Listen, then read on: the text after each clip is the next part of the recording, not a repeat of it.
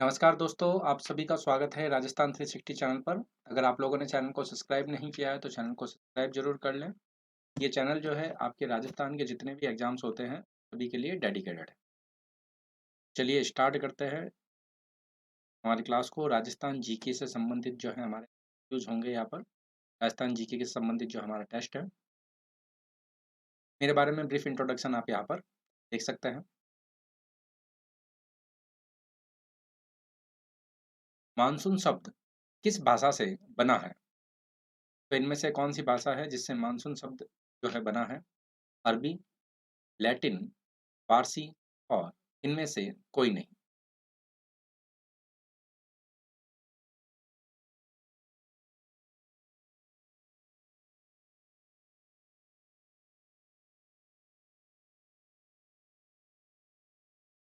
कौन-सी भाषा से मानसून शब्द का निर्माण हुआ है, ये बताना है। तो मानसून शब्द की अगर हम यहाँ पर बात करें तो अरबी भाषा के शब्द से हुआ है। अरबी जो है हमारा यहाँ पर सही आंसर होगा। अरबी भाषा का शब्द है मौसिम।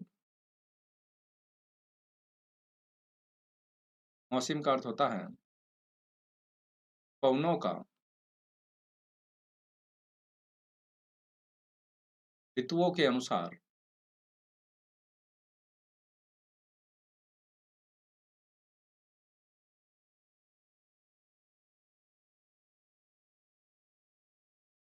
उलट जाना। पवनों का ऋतुओं के अनुसार उलट जाना या फिर विपरीत हो जाना, मानसून। राजस्थान को 2 भागों में बाँटने वाली समवर्षा रेखा है। तो वे कौन-सी समवर्षा रेखा है जो राजस्थान को 2 भागों में बाँटती है? 50 सेंटीमीटर, 25 सेंटीमीटर, 40 सेंटीमीटर और 30 centimetre. Very good evening to all of you. जितने भी आप जुड़े हैं, आप सभी का स्वागत है।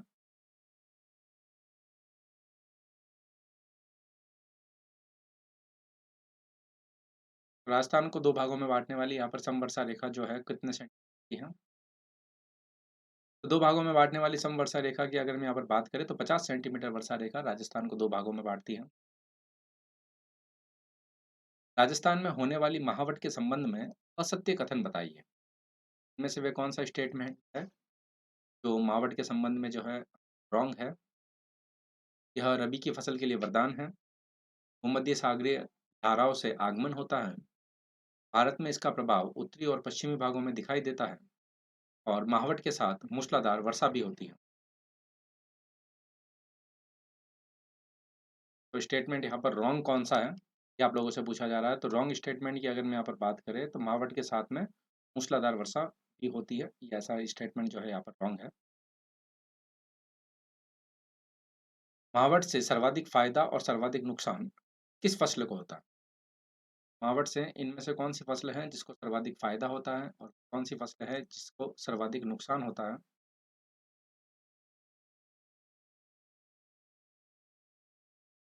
गेहूँ चना, गेहूँ सरसों, गेहूँ मेथी और गेहूँ धनिया।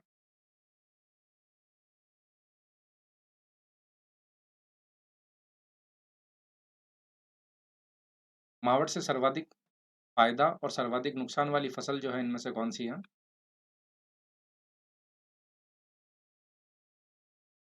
तो उसकी अगर हम यहाँ पर बात करें गेहूँ और धनिया, डी हमारा यहाँ पर सही आंसर हो। राजस्थान में महावट का आगमन कब होता है? राजस्थान में महावट का आगमन जो है इनमें से कब होता है? ये आप लोगों को बताना है।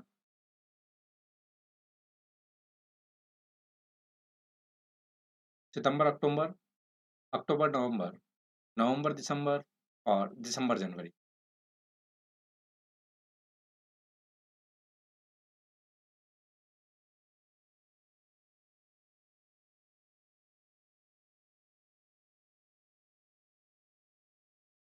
राजस्थान में महावट का आगमन इनमें से कब होता है? तो महावट के आगमन की अगर हम यहाँ पर बात करें तो दिसंबर और जनवरी।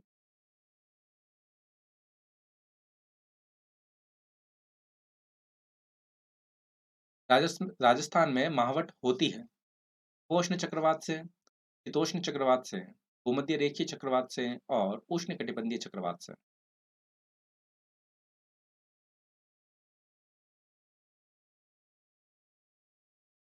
राजस्थान में महावट जो है किससे होती हैं?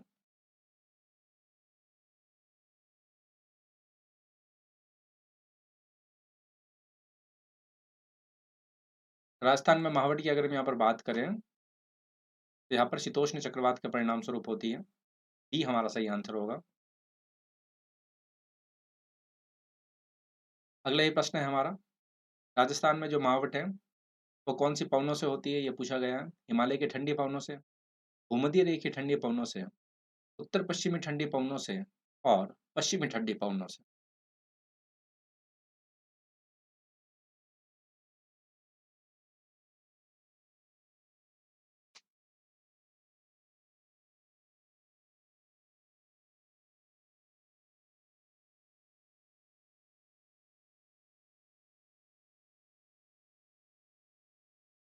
राजस्थान में महावट की अगर हम यहाँ पर बात करें, तो राजस्थान में महावट जो है यहाँ पर पश्चिमी जो है पछुआ पवनें जो होती है, उसके परिणाम स्वरूप होता है। ठीक है, पछुआ पवनें अभी अगर लिखा हुआ मिले, तो ध्यान रखिएगा।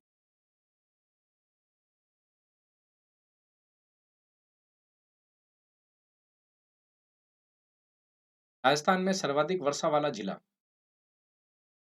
तो कौन-सा जिला है जहाँ पर सर्वाधिक वर्षा होती है हमारे राजस्थान में? सिरोही, झालावाड़, कोटा और उदयपुर।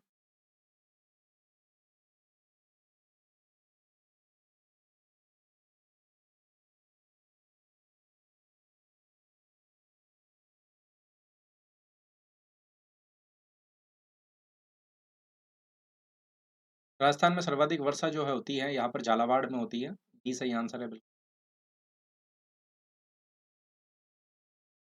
राजस्थान का सर्वाधिक दैनिक तापांतर वाला जिला कौन-सा है? राजस्थान का वह कौन-सा जिला है जो सर्वाधिक जहाँ पर सर्वाधिक दैनिक तापांतर है?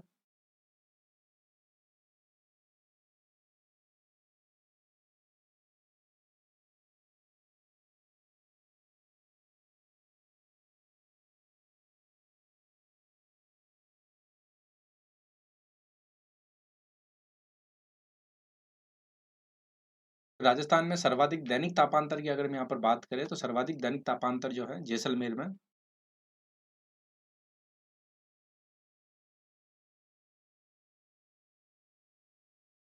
सबसे अधिकतम और न्यूनतम तापमान का अंतर जैसलमेर में देखने को मिलता है। राजस्थान में सर्वाधिक दैनिक तापांतर वाला क्षेत्र कौन-सा है? हमारे राजस्थान में वह कौन-सा क्षेत्र है जो सर्वाधिक दैनिक तापांतर वाला है? उत्तरी क्षेत्र, पश्चिमी क्षेत्र, दक्षिणी क्षेत्र और पूर्वी क्षेत्र।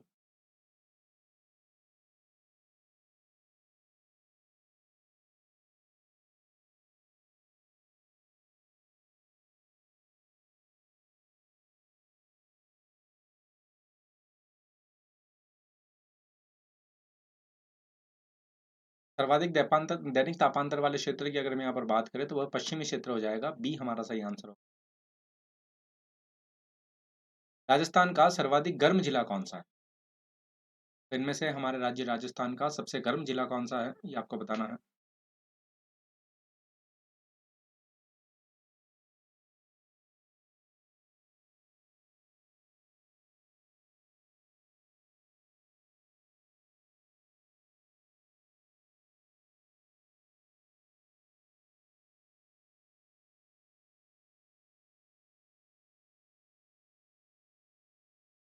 तो सर्वाधिक गर्म जिले की अगर हम यहाँ पर बात करें, तो हमारा ये चूरू है, सही आंसर सी।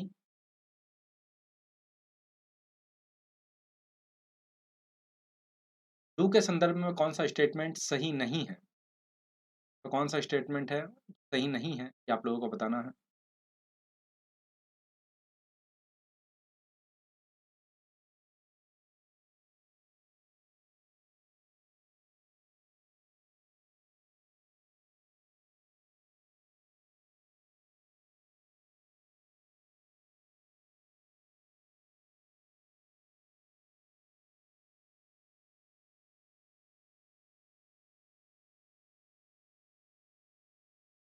कौन-सा स्टेटमेंट सही नहीं है? तो देखिए, ग्रीष्म ऋतु में प्रचंड शुष्क गर्म हवा है, बिल्कुल सही है। ये थार के रेगिस्तान में भी चलती है और इसकी गति जो है सामान्य से 70 से 80 किलोमीटर प्रति घंटा होती है और यह एक स्थायी पवन है। ये स्थायी पवन नहीं है, ठीक है? डी हमारा यहाँ पर सही आंसर हो जाएगा, स्थायी पवन नहीं है ये, स्थानीय पवन है, लोकल विंड है।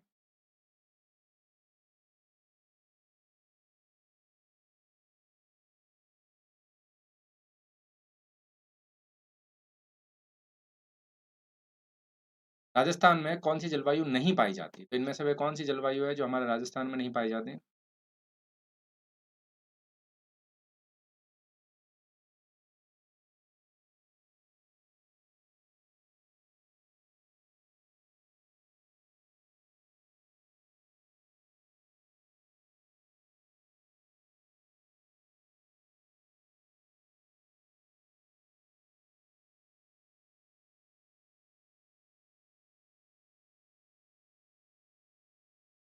तो राजस्थान में कौन-सी जलवायु नहीं पाई जाती? तो राजस्थान में हमारे यहाँ पर ध्रुवीय प्रकार की जलवायु नहीं पाई जाती। ए हमारा यहाँ पर सही आंसर हो जाएगा। पोलर जो क्लाइमेट है यहाँ पर नहीं मिलता।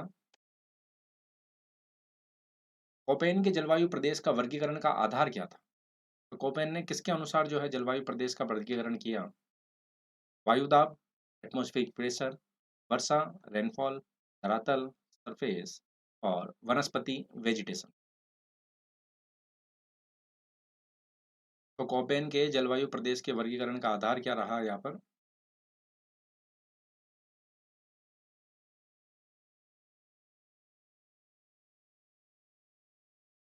तो कोपेन के जलवायु प्रदेश के वर्गीकरण के आधार की अगर हम यहाँ पर बात करें, तो वह वनस्पति रहा। डी हमारा सही आंसर होगा। राजस्थान में शीतकालीन वर्षा का कारण है। तो इनमें से हमारे राजस्थान में शीतकालीन वर्षा का प्रमुख कारण क्या रहा है? ग्रीष्मकालीन मानसून, उत्तरी पूर्वी मानसून, पछुआ हवाएं और पश्चिमी विक्षोभ।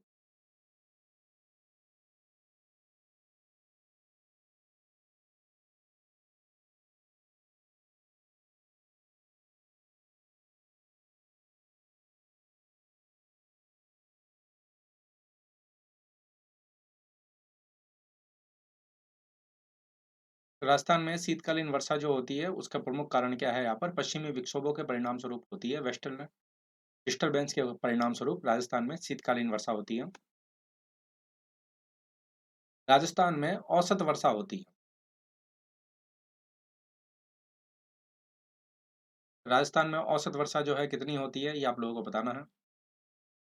57.8 सेंटीमीटर, 55.8 सेंटीमीटर, 57.51 सेंटीमीटर और 54.67 सेंटीमीटर।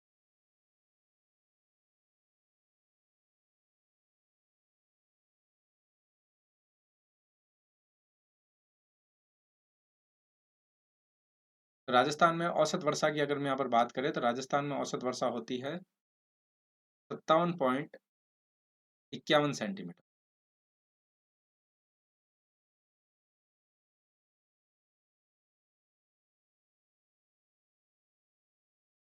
ऑफिशियल टेलीग्राम जुड़ने के टेलीग्राम चैनल से आप जुड़ सकते हैं, विवेक वैष्णव आरपीएससी अंडरस्कोर अन अकेडमी लिखकर। और लेट्स क्रैक राजस्थान एग्जाम भी टेलीग्राम चैनल है, जहाँ पर आपको अवेलेबल होगा रेगुलर क्लास के लिंक और PDF. Regular special class session आप ज्वाइन कर सकते हैं। इसके लिए आपको क्या करना होगा, प्ले स्टोर पर जाकर लर्निंग ऐप को इंस्टॉल करना है, अपने आप को रजिस्टर्ड करना है रजिस्टर्ड मोबाइल नंबर से और गोल को सेलेक्ट करना है। जैसे आप राजस्थान एग्जाम की प्रिपरेशन कर रहे हैं, तो आप आरपीएससी को सेलेक्ट करेंगे। कुछ टेस्टिमोनियल्स है स्टूडेंट्स के द्वारा दिए गए, आप यहाँ पर देख सकते हैं। 24 महीने का अगर आप सब्सक्रिप्शन लेते हैं, तो वह 3 महीने फ्री है। मतलब कि वैलिडिटी जो है उसकी 27 महीने की है और रेफरल कोड आप 10VV का इस्तेमाल कर सकते हैं। स्कॉलरशिप टेस्ट है जो सब्सक्रिप्शन नहीं ले सकते उन लोगों के लिए। साथ ही जो है एक अनअकैडमी यहाँ पर प्रोवाइड करवा रहा है प्रज्ञ, जो weekly free mock test series है, तो इसको भी आप जरूर ज्वाइन कीजिए। ग्राम सेवक, वीडियो मतलब कि विलेज डेवलपमेंट ऑफिसर और राजस्थान पुलिस कांस्टेबल के लिए टेस्ट सीरीज। साथ ही सेकंड ग्रेड फर्स्ट ग्रेड के लिए प्लस के फीचर्स की अगर हम यहाँ पर बात करें, अगर प्लस कोर्स लेते हैं तो आपको यहाँ पर कंप्लीट रेगुलर जो है यहाँ पर लाइव क्लासेज है, अनलिमिटेड एक्सेस आपको यहाँ पर अवेलेबल होता है। मतलब कि पहले वाले लेक्चर्स भी आप यहाँ पर देख सकते हैं। इंडिया के टॉप एजुकेटर्स अवेलेबल हैं। साथ ही कंप्लीट सिलेबस का कवरेज आपको यहाँ पर मिलता है, कंप्लीट एग्जाम की preparation, regular doubt clearing sessions, live test and series, study material आपको पीडीएफ फॉर्म में अवेलेबल होता है, आंसर राइटिंग के सेशन और मेंटल गाइडेंस प्रोग्राम मिलते हैं। ठीक है, तो आप यहाँ पर देख सकते हैं।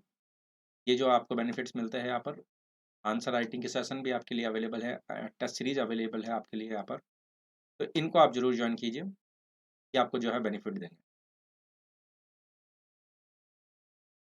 और राजस्थान के जितने भी है हमारे कोर्सेज, इन सभी कोर्सेज को आप अनलिमिटेड टाइम के लिए एक्सेस कर सकते हैं। 1 साल का जो हमारा कोर्स है वह 7,000 रुपये का है और 2 साल का कोर्स 8,400। उसमें भी अगर आप रेफरल कोड 10VV का इस्तेमाल करेंगे तो ये 6,300 रुपये में और 7,560 रुपये में आपको ये कोर्स अवेलेबल हो जाएगा। तो आप आसान किस्तों में इसको ज्वाइन कर सकते हैं।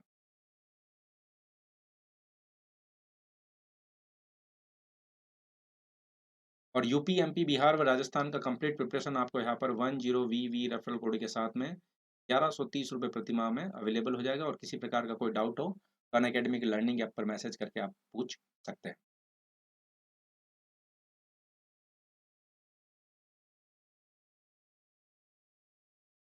राजस्थान का आर्द्र जिला है। इनमें से हमारे राज्य राजस्थान का सबसे आर्द्र जिला कौन सा है? जैसलमेर, उदयपुर, सिरोही और झालावाड़।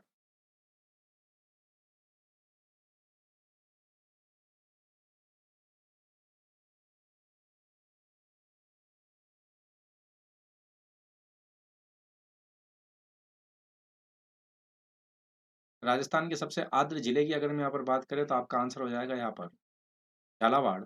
और काफ़ी बार यहाँ पर ये प्रश्न पूछ लिया जाता है कि राजस्थान का सबसे आर्द्र स्थान कौन से जिले में है?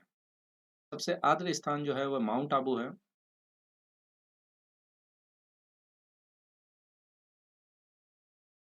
और माउंट आबू की अगर हम यहाँ पर बात करें तो माउंट आबू जो है सिरोही जिले में। तो प्रश्न आपसे ये पूछ लिया जाए राजस्थान का सबसे आर्द्र स्थान कौन से जिले में है, तब आपका सिरोही जो है हमारे यहाँ पर सही आंसर हो जाएगा। महावट जिससे होती है वह है। महावट जो है इससे इनमें से किसके परिणाम स्वरूप होती है? पश्चिमी विक्षोभ, चक्रवात, मानसूनी पवने और उपरोक्त सभी।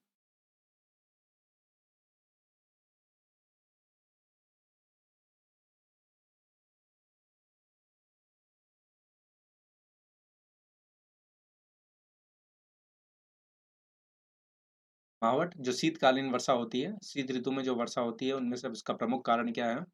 तो वेस्टर्नल डिस्टर्बेंस है, पश्चिमी विक्षोभ है।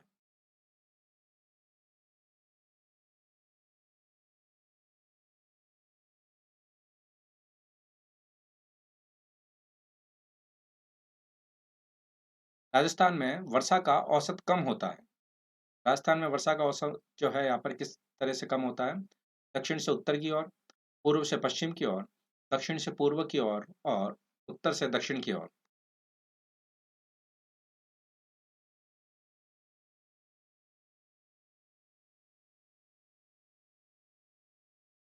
राजस्थान में वर्षा का औसत जो है किस दिशा से किस दिशा की ओर कम होता जाता है? किस दिशा से किस दिशा की ओर कम होता जाता है? पूर्व दिशा से पश्चिम दिशा की ओर जो है कम होता जाता है। जैसे-जैसे हम राजस्थान में पूर्व से पश्चिम की ओर बह बह चलते हैं,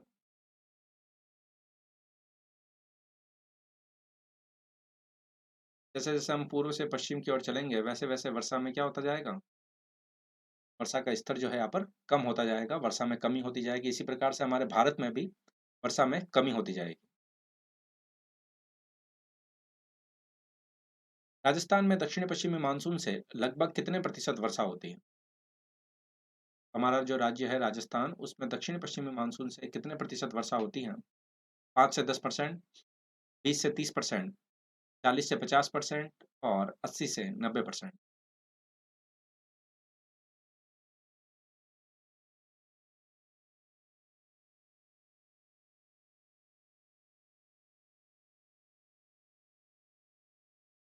दक्षिण-पश्चिमी मानसून से लगभग यहाँ पर वर्षा होती है, 80 से 90% की वर्षा होती है। डी हमारा सही आंसर हो जाएगा। शीत ऋतु में राज्य का औसत तापमान रहता है। राजस्थान का शीत ऋतु में यहाँ पर औसत तापमान कितना रहता है, ये आप लोगों को बताना है।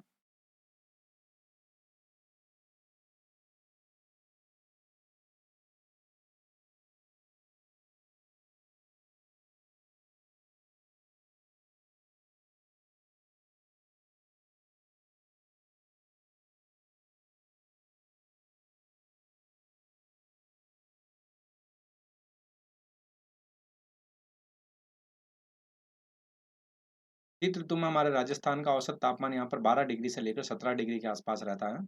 ये हमारा यहाँ पर सही आंसर होगा। राजस्थान में सबसे पहले मानसून किस जिले में प्रवेश करता है? राजस्थान में मानसून जो है सबसे पहले कौन से जिले में प्रवेश करता है? जालोर में, बांसवाड़ा में, सिरोही में और जैसलमेर में।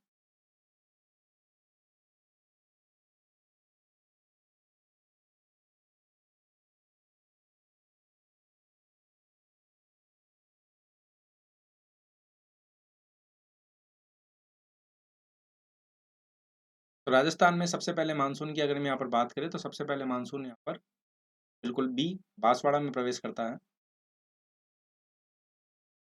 इनमें से कौन सा स्टेटमेंट ट्रू है? सत्य कथन के बारे में आपको बताना है। राजस्थान का दक्षिणी छोर कच्छ की खाड़ी से 225 किलोमीटर और अरब सागर से 400 किलोमीटर दूर है। राजस्थान में प्रतिवर्ष औसतन 29 दिन वर्षा होती है। राज्य में वर्षा राज्य में जिला स्तर पर स्तर हो जाएगा ये। जिला स्तर पर वर्षा सर्वाधिक 40 दिन झालावाड़ में और 38 दिन बांसवाड़ा में और सबसे कम 5 दिन जैसलमेर में होती है। और सभी स्टेटमेंट जो है यहाँ पर सत्य है। कि अगर मैं यहाँ पर बात करें तो सारे के सारे स्टेटमेंट हमारे यहाँ पर ट्रू है। डी हमारा सही आंसर होगा। क्षेत्रफल की दृष्टि से राजस्थान का सबसे बड़ा जलवायु खंड, सबसे बड़ा कृषि जलवायु खंड जो है यहाँ पर कौन सा है क्षेत्रफल की दृष्टि से? ये आप लोगों को बताना है।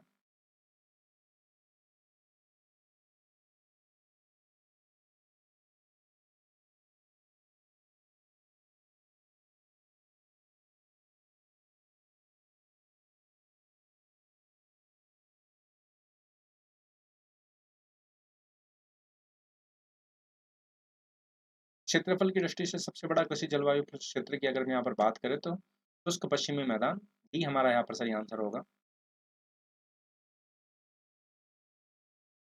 जलवायु वेता व्लादिमीर कोपेन थे। जलवायु वेता व्लादिमीर कोपेन जो है इनमें से किस जगह से थे? अमेरिका, जर्मनी, इंग्लैंड और फ्रेंच।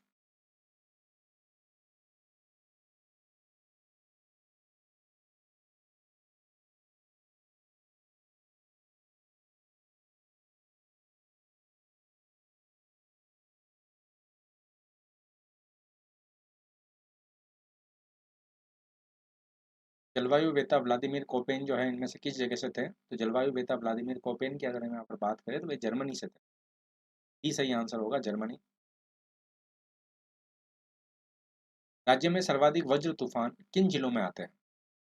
वे कौन से जिले हैं जहां पर सर्वाधिक वज्र तूफान आते हैं? झालावाड़ और जयपुर, सीकर और झुंझुनू, करौली व दौसा और भरतपुर व धौलपुर।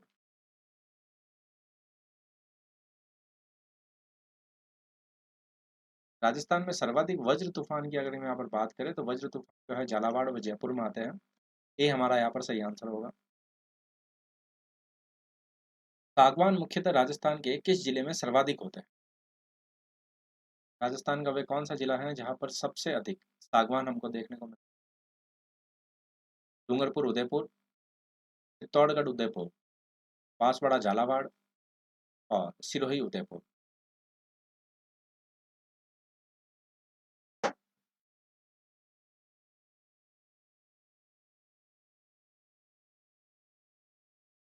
सागवान हमको मुख्य रूप से कहाँ मिलते हैं? डूंगरपुर व उदयपुर में मिलते हैं। ये हमारा यहाँ पर सही आंसर होगा। हृदय रोग के लिए इनमें से कौन सी वनस्पति उपयुक्त है? इनमें से कौन सी वनस्पति है जो हृदय रोग के लिए उपयुक्त है? काली मुसली, सालर, अर्जुन और शंखपुष्पी।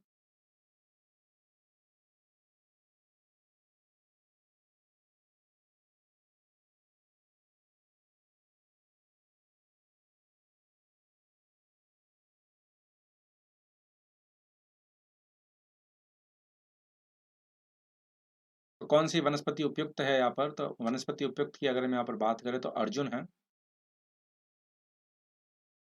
निम्नलिखित में से सत्य कथन है। इनमें से कौन से स्टेटमेंट जो है ट्रू है? शुष्क सागवान वन राजस्थान के दक्षिणी भाग में पाए जाते हैं। शुष्क उष्णकटिबंधीय वन राज्य के 58.19% क्षेत्रफल पर है। मिश्रित पतझड़ वाले वन क्षेत्र में 50 से 80 सेंटीमीटर वर्षा होती है। डी उपयुक्त सभी।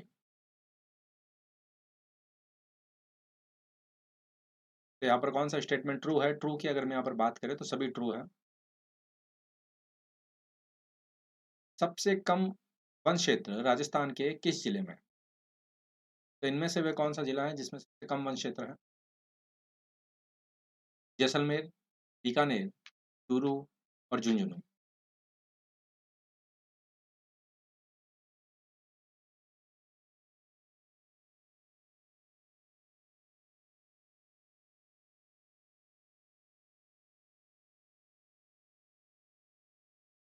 सबसे कम वन क्षेत्र की अगर हम यहाँ पर बात करें तो सबसे कम वन क्षेत्र हमको यहाँ पर मिलता है चूरू में। सी हमारा सही आंसर होगा, चूरू। विश्व जैव विविधता दिवस कब मनाया जाता है? इनमें से विश्व जैव विविधता दिवस कब मनाया जाता है? 22 अप्रैल, 28 जनवरी, 15 फरवरी और 22 मई।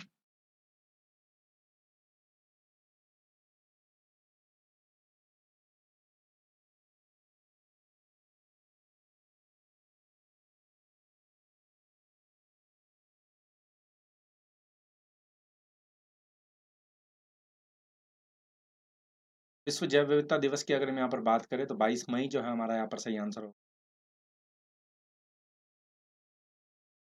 इनमें से सत्य स्टेटमेंट जो है, सत्य कथन को चुनना है। वन भूमि को बांधे रखते हैं। वन बाढ़ को नियंत्रित कर मिट्टी के कटाव को रोकते हैं। वायु के बहाव को नियंत्रित करते हैं। वन वायु को प्रदूषण रहित व स्वच्छ रखते हैं। वन मानव जीवन के लिए बेहद उपयोगी है। सही स्टेटमेंट जो है इनमें से कौन सा है उसका आपको चयन करना है।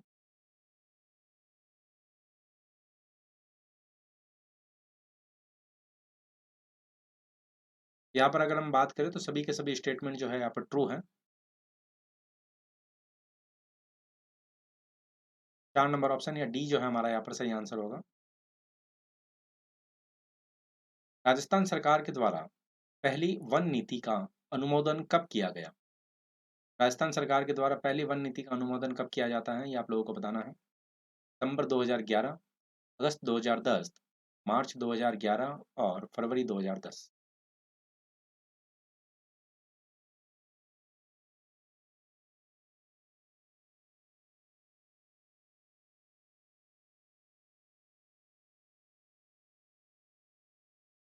राजस्थान सरकार द्वारा पहली वन नीति का अनुमोदन जो है यहाँ पर फरवरी 2010 में किया जाता है। बिल्कुल डी 4 जो है सही आंसर है। राजस्थान में वन मंडलों की संख्या है। राजस्थान में वन मंडलों की संख्या कितनी है? कि अगर हम यहाँ पर बात करें तो सी हमारा यहाँ पर सही आंसर होगा, 12। बबूल के वृक्ष किस प्रकार के वन में मिलते हैं? किस प्रकार के वन में हमको बबूल के वृक्ष मिलते हैं? मानसूनी वन, विश्वतीय वन, टैगा वन और मरुस्थलीय वन।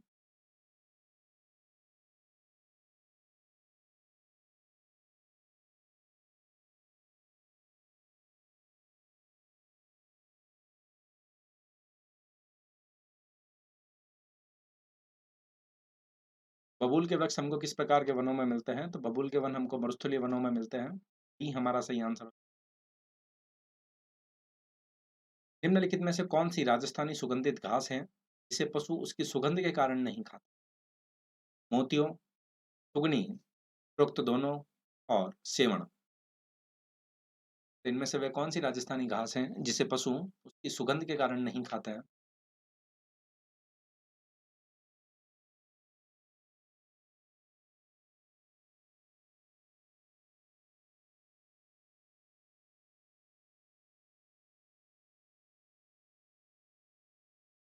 तो सी हमारा यहाँ पर सही आंसर होगा। मोती और सुगनी जो है यहाँ पर राजस्थान में सुगंधित घास है जिसे पशु उसकी सुगंध के परिणाम स्वरूप नहीं खाते हैं। खस व पामरोजा निम्न में से किस जगह पर पाया जाता है? खस व पामरोजा जो है इनमें से कौन से क्षेत्र में हमको मिलेगा? नाथ द्वारा, लाठ लाठी क्षेत्र, नागपुर क्षेत्र और भरतपुर क्षेत्र।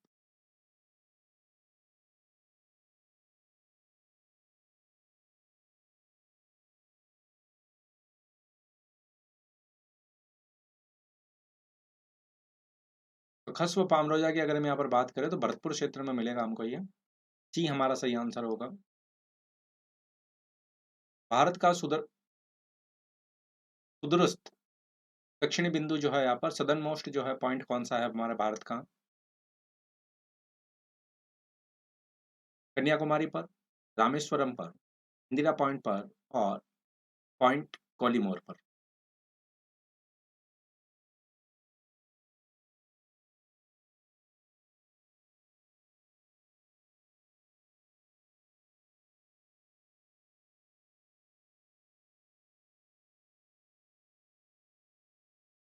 तो भारत का सुदूरस्थ दक्षिण बिंदु सदर्न मोस्ट पॉइंट जो है हमारे यहाँ पर अगर हम बात करें तो यह इंदिरा पॉइंट पर जो ग्रेट निकोबार पर।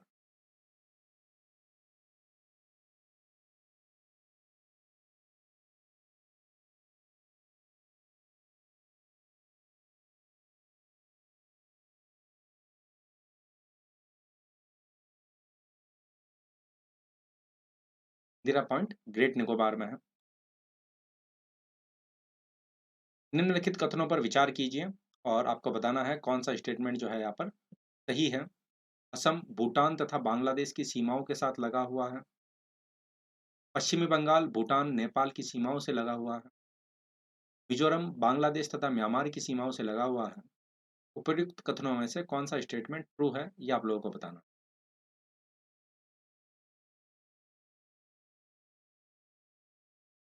कौन सा कथन यहाँ पर सही है, सत्य है, ये आपको बताना है। सत्य सही कथनों के बारे में अगर हम यहाँ पर बात करें तो ये सारे कथन सही हैं। तो देखिए, असम की अगर हम यहाँ पर बात करें तो भूटान के साथ में भी सीमा साझा करता है और बांग्लादेश के साथ में भी सीमा साझा करता है। वेस्ट बंगाल जो है हमारा भूटान और नेपाल दोनों के साथ सीमा साझा करता है। और वही मिजोरम की अगर हम बात करें तो बांग्लादेश और म्यांमार दोनों के साथ सीमा साझा करता है। ये आप जरूर ध्यान रखिएगा, ये हमारा यहाँ पर सही आंसर है। उच्च दाब क्षेत्र से भूमध्य सागर की ओर चलने वाली पवनें होती, जो हाई प्रेशर बेल्ट है उससे जो है मेडिटेरियन सी की ओर जो विंड्स चलती है वो क्या होती हैं? व्यापारिक पवनें, पछुआ पवनें, समुद्री पवनें, इनमें से कोई नहीं।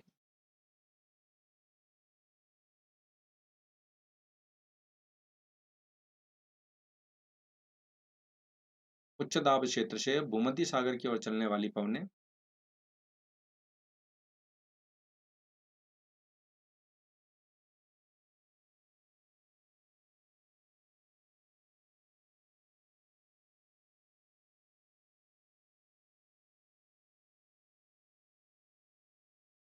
तो भूमध्य सागर की ओर चलने वाली पवनें जो है यहाँ पर होगी है ट्रेड विंड्स, व्यापारिक पवनें। हवाई जहाज प्राय उड़ान भरते हैं। वायुयान जो है यहाँ पर या हवाई जहाज जो है किस में उड़ान भरते हैं? स्तोप मंडल में, ओजोन मंडल में, संताप मंडल में और मध्य मंडल में। ट्रोपोस्फियर, आइनोस्फियर, स्ट्रेटोस्फियर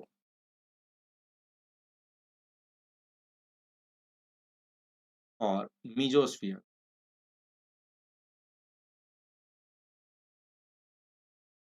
तो यहाँ पर वायुयान जो उड़ान भरते हैं वो कहाँ पर उड़ान भरते हैं? तो वायुयान की अगर हम यहाँ पर बात करें तो स्ट्रेटोस्फियर, समताप मंडल में उड़ान भरते हैं। वायुमंडल की सबसे निचली परत कहलाती है। जो हमारा वायुमंडल है उसकी सबसे निचली परत को हम किस नाम से जानते हैं? स्तोभ मंडल, समताप मंडल, आयन मंडल और मध्य मंडल। जितने भी यहाँ पर जुड़े हैं आप सभी का स्वागत है।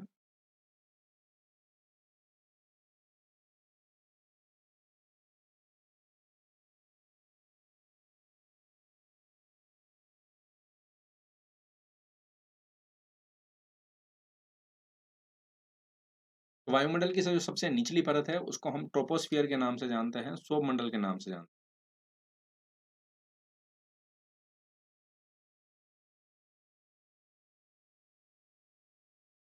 वायुमंडल की सबसे निचली परत ट्रोपोस्फियर कहलाती है।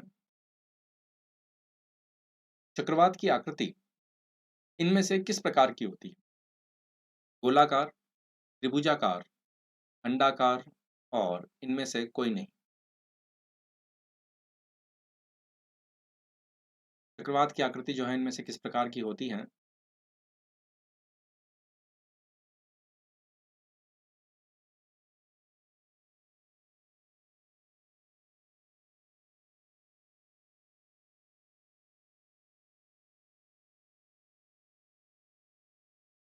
चक्रवात की आकृति की अगर हम यहाँ पर बात करें तो चक्रवात की आकृति जो है अंडाकार, सी हमारा सही आंसर होगा। चक्रवात का शांत क्षेत्र क्या कहलाता है? चक्रवात का शांत क्षेत्र जो है इनमें से क्या कहलाता है? चक्षु, परिक्षेत्र, केंद्र और गर्त।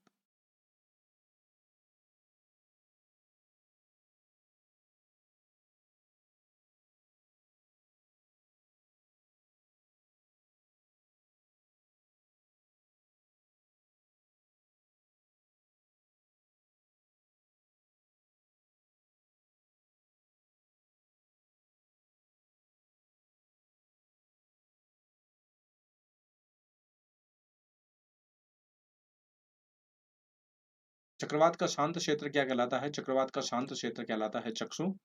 ये सही आंसर होगा। स्वेज नहर का निर्माण कब प्रारंभ हुआ? कब प्रारंभ होता है स्वेज नहर का निर्माण? ये आप लोगों को बताना है।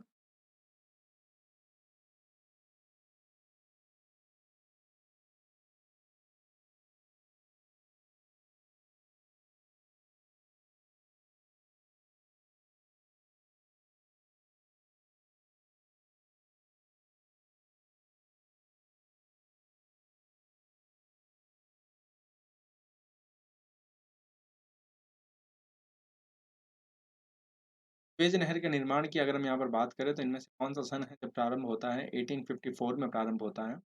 बी हमारा यहाँ पर सही आंसर होगा। कौन सी नहर बाल्टिक सागर को उत्तरी सागर से मिलाती है?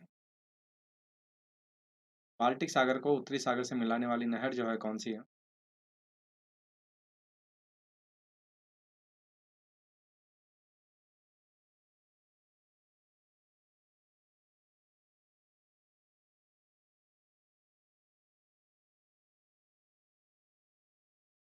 तो पनामा, कील और स्वेज।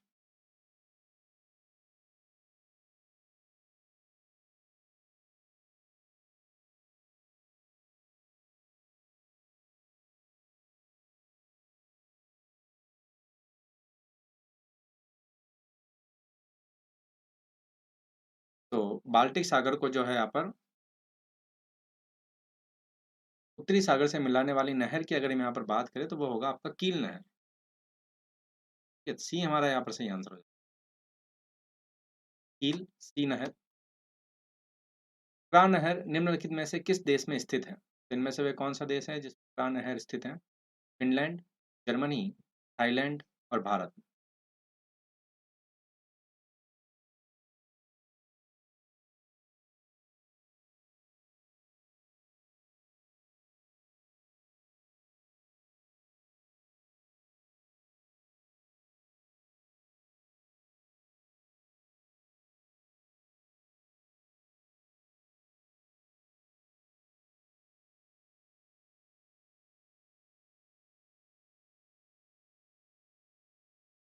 तो यहाँ पर क्रा नहर की अगर हम यहाँ पर बात करें तो थाईलैंड में स्थित है। सी हमारा सही आंसर होगा।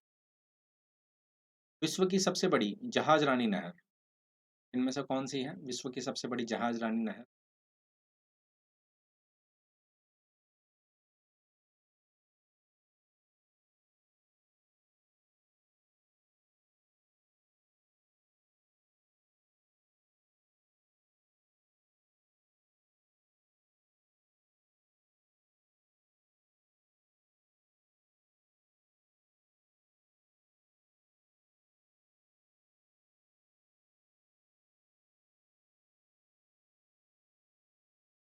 विश्व की सबसे बड़ी जहाज रानी नहर जो है आप सभी को पता है यहाँ पर स्वेज नहर। सी हमारा सही आंसर होगा।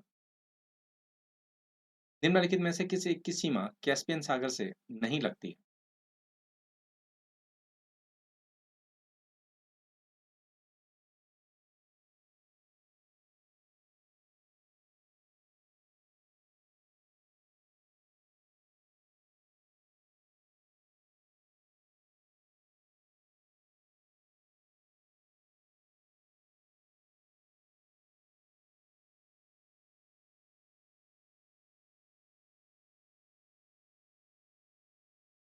तो यहाँ पर कैस्पियन सागर की सीमा जो है यहाँ पर किस देश से नहीं लगती है? तो आर्मेनिया से नहीं लगती। बी हमारा यहाँ पर सही आंसर होगा, आर्मेनिया। निम्नलिखित में से कौन-सी एक झील तंजानिया व युगांडा के मध्य अंतर्राष्ट्रीय सीमा का निर्माण करती है? तो इनमें से वे कौन-सी झील है जो तंजानिया व युगांडा में अंतर्राष्ट्रीय सीमा का निर्माण करती हैं? मलावी, चाड, विक्टोरिया और इनमें से कोई नहीं।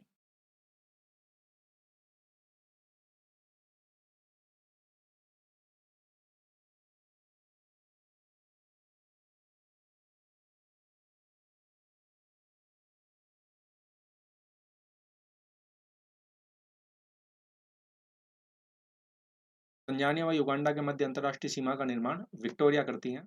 ये हमारा सही आंसर होगा, विक्टोरिया झील।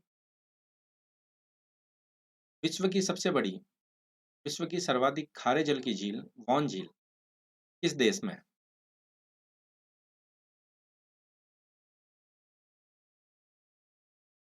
वॉन झील जो है इनमें से कौन से देश में है? चीन, तुर्की, इराक और फ्रांस।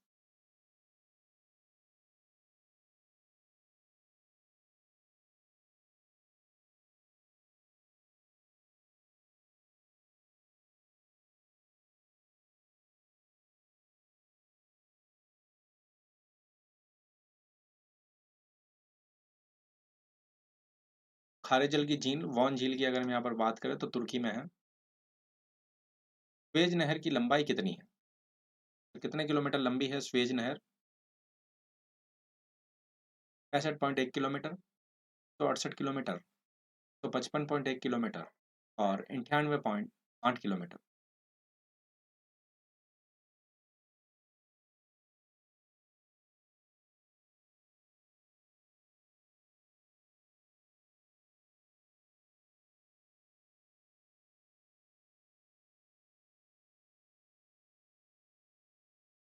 स्वेज नहर की लंबाई यहाँ पर कितनी है? स्वेज नहर की लंबाई अगर हम यहाँ पर बात करें तो 168 किलोमीटर।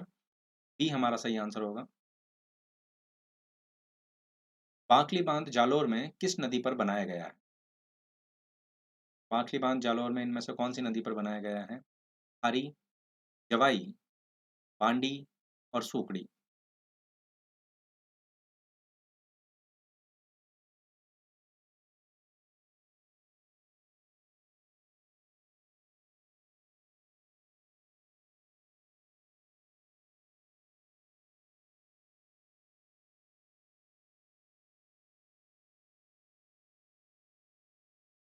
तो बाकली बांध जालोर में इनमें से कौन सी नदी पर है? तो वह सूकड़ी नदी है। डी हमारा सही आंसर होगा। उदयपुर राज परिवार के राजमहल सिटी पैलेस जो है किस झील के किनारे पर है? उदयपुर राज परिवार के राजमहल जो है यहाँ पर सिटी पैलेस कौन सी झील के किनारे पर स्थित है? डेबर झील, डेबर झील, जयसमंद झील।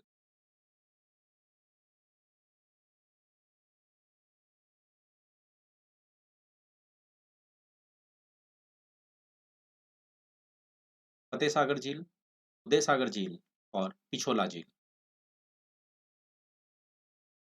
उदयपुर राज परिवार के राजमहल किस झील के किनारे पर स्थित है? तो पिछोला झील। डी हमारा बिल्कुल सही आंसर है। किशोर सागर तालाब किस शहर में स्थित है? कोटा, उदयपुर, दीग और भीलवाड़ा। किशोर सागर तालाब जो है यहाँ पर कौन से शहर में स्थित है?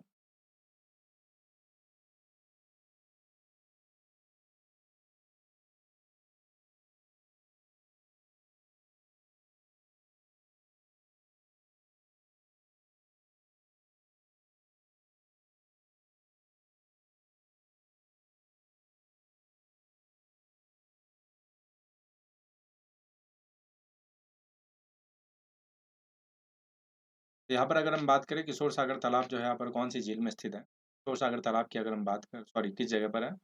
तो कोटा। मुहाने से उद्गम तक चंबल नदी पर स्थित बांध, ये आप लोगों को बताना है।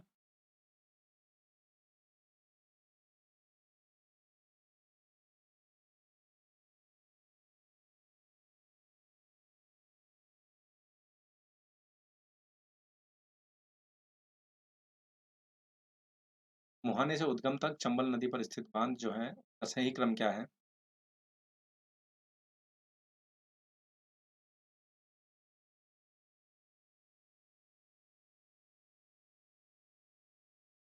तो मुहाने से उद्गम की अगर हम यहाँ पर बात करें तो जवाहर सागर, फिर राणा प्रताप सागर और गांधी सागर, और इससे पहले भी अगर हम यहाँ पर बात करें तो कोटा बैराज।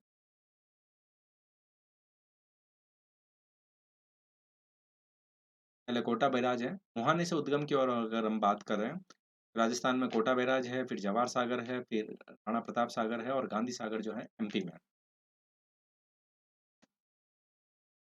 राजस्थान में मीठे पानी की सबसे बड़ी झील कौन-सी है? राजस्थान में मीठे पानी की सबसे बड़ी झील कौन-सी है? जयसमंद झील, राजसमंद झील, पिछोला झील और आना सागर झील।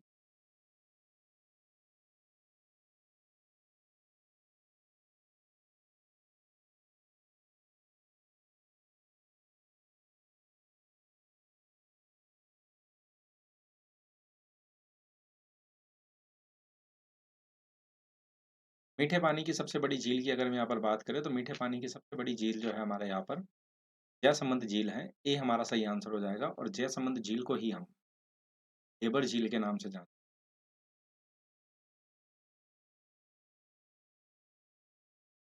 निम्नलिखित में से कौन सा युग्म असंगत है?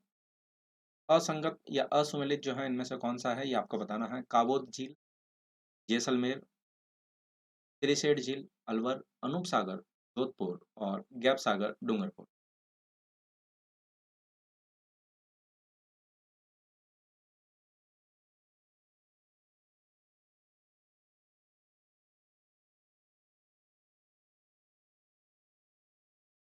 तो कौन सा युग्म यहाँ पर असंगत है ये आपको बताना है।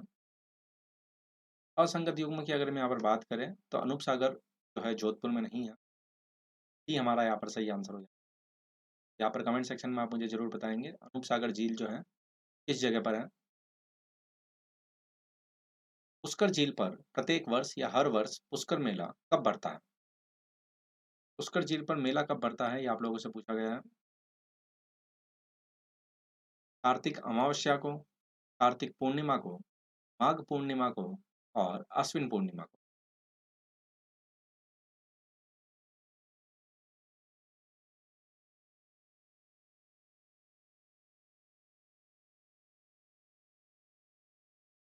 पुष्कर झील पर हर वर्ष मेला कब बढ़ता है? तो प्रत्येक वर्ष पुष्कर झील पर मेला यहाँ पर कार्तिक पूर्णिमा को बढ़ता है। ये हमारा यहाँ पर सही आंसर होगा। छत्रविलास तालाब कहाँ स्थित है? छत्रविलास तालाब जो है इनमें किस जगह पर स्थित है? कोटा, बूंदी, झालावाड़ और बारा।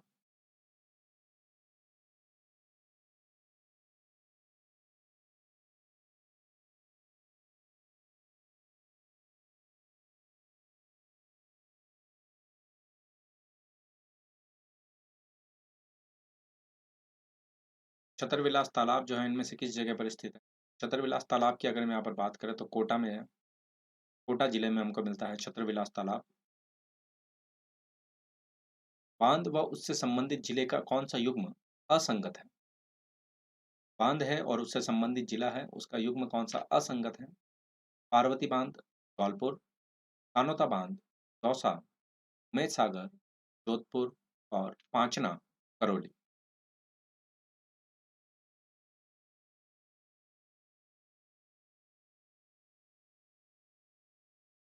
बांध व उससे संबंधित जिले का कौन सा युग्म जो है यहाँ पर असंगत है? तो असंगत युग्म की अगर हम यहाँ पर बात करें तो बी, कानोता बांध जो है दौसा में नहीं, कानोता बांध जो है जयपुर में है।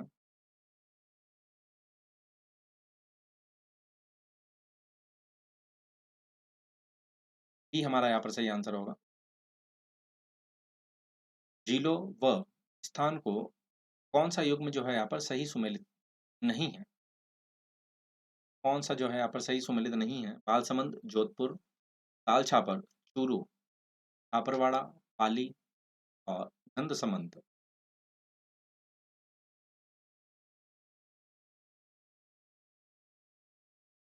नंदसमंद, राजसमंद।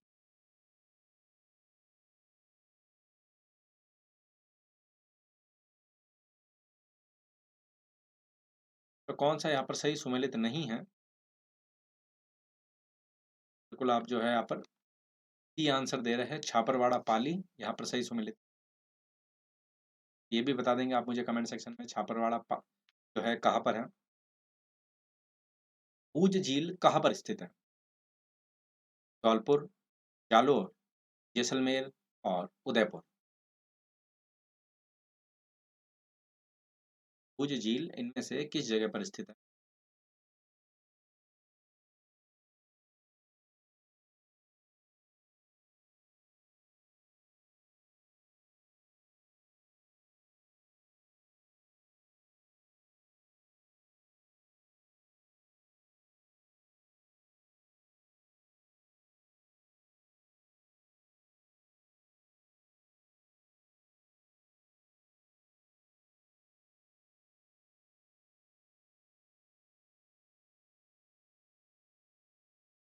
भुज झील कहाँ पर स्थित है? तो भुज झील की अगर हम यहाँ पर बात करें तो भुज झील जैसलमेर, सी हमारा यहाँ पर सही आंसर होगा, जैसलमेर।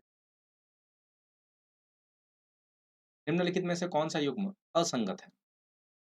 असंगत युग्म जो है इनमें से कौन सा है, ये आपको बताना है। उदयपुर, पिछोला फतेह सागर, अजमेर, पुष्कर आना सागर फॉय सागर, जोधपुर, कायलाना बालसमंद और तखत सागर, अलवर, रूप सागर और उमेद सागर।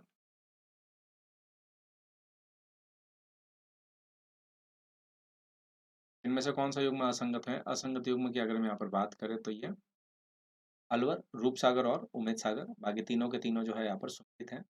वही जिले और उनसे संबंधित जिले हैं। अलवर में रूप सागर व उमेद सागर नहीं। विश्व में दूसरी और एशिया में सबसे बड़ी मीठे पानी की कृत्रिम झील किस जिले में? यहाँ पर जिला पूछा गया है आपको। विश्व की दूसरी है और एशिया में सबसे बड़ी कृत्रिम मीठे पानी की झील जो है कौन सी है?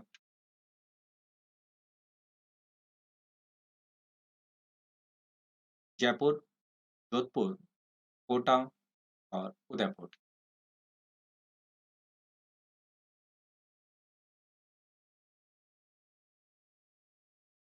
विश्व में दूसरी और एशिया में सबसे बड़े मीठे पानी की कृत्रिम झील की अगर हम यहाँ पर बात करें तो वह है उदयपुर में। वह कौन सी झील है? या समंद झील।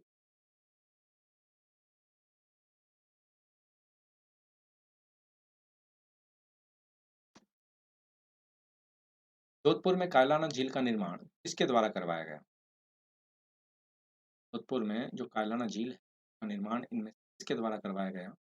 सर प्रताप सिंह, महाराजा उमेद सिंह, महाराजा हनुमंत सिंह और महाराजा मान सिंह।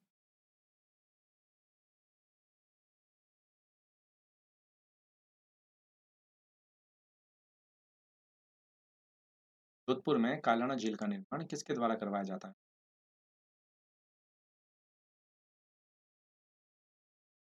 कायलाना झील का निर्माण यहाँ पर सर प्रताप सिंह जी के द्वारा करवाया जाता है। ये हमारा सही आंसर हो जाएगा। निम्नलिखित बांधों और संबंधित जिलों को सुमेलित कीजिए। यहाँ पर बांध और उनसे संबंधित जिले हैं, सुमेलित करना है। सोम, कमला, अंबा, अजान, हरिश्चंद्र सागर और जसवंत सागर।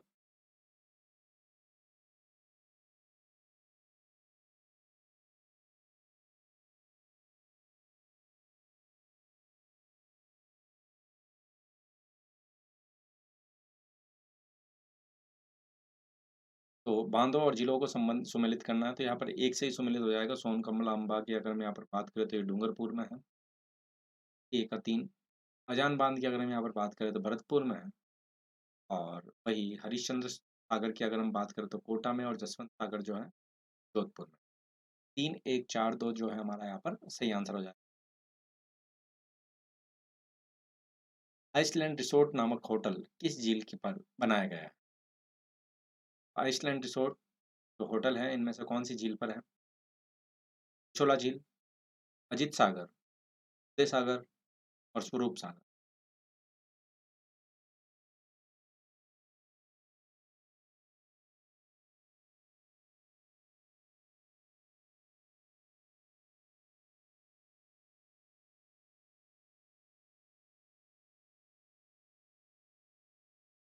तो आइसलैंड रिसोर्ट नामक होटल जो है यहाँ पर कौन सी झील पर बनाया गया?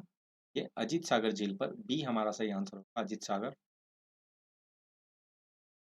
निम्न में से कौन सी झील मीठे पानी की झील है?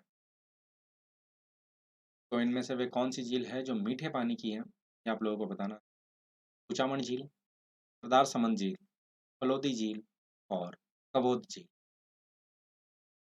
तो यहाँ पर 3 झीलें जो है खारे पानी की हैं, और 1 झील जो है मीठे पानी की है, तो ये पूछा जा रहा है कौन सी झील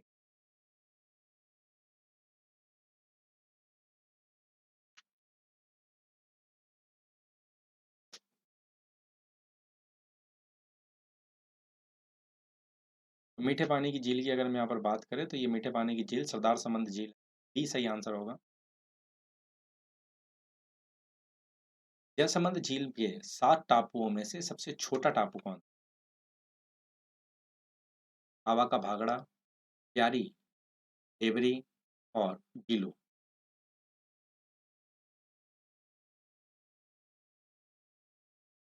जयसमंद झील पर 7 टापू हैं, ऐसे सबसे छोटे टापू का नाम क्या है?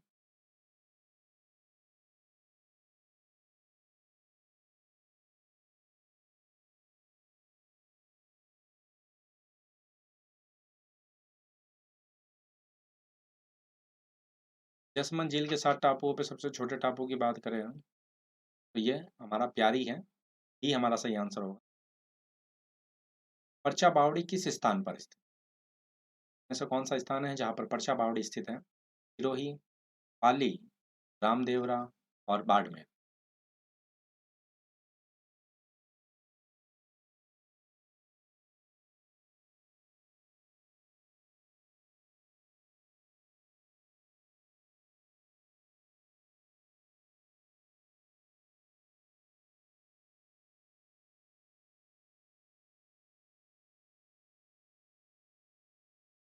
पर्चा बावड़ी की अगर हम यहाँ पर बात करें तो पर्चा बावड़ी जो है यहाँ पर इस जगह पर है, सिरोही, पाली, रामदेवरा और बाड़मेर। पर्चा बावड़ी जो है रामदेवरा में है। रामदेवरा कौन से जिले में है, आप मुझे कमेंट सेक्शन में जरूर बताएं। राजस्थान में टायर ट्यूब बनाने का सबसे बड़ा कारखाना स्थित है, वह कौन सी जगह है जहाँ पर टायर ट्यूब बनाने का सबसे बड़ा कारखाना है? केलवा में, कोटपुतली में, करौली में और कांकरोली में।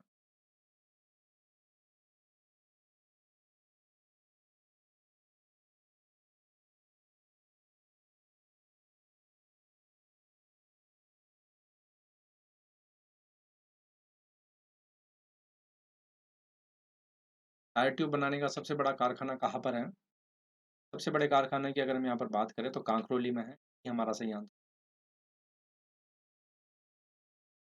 निम्नलिखित देशों में से किसने राजस्थान में ग्रीनिंग अरावली प्रोजेक्ट का को सहयोग किया? ग्रीनिंग अरावली प्रोजेक्ट में कौन जो है सहयोग करता है? जर्मनी, इंग्लैंड, जापान और नॉर्वे।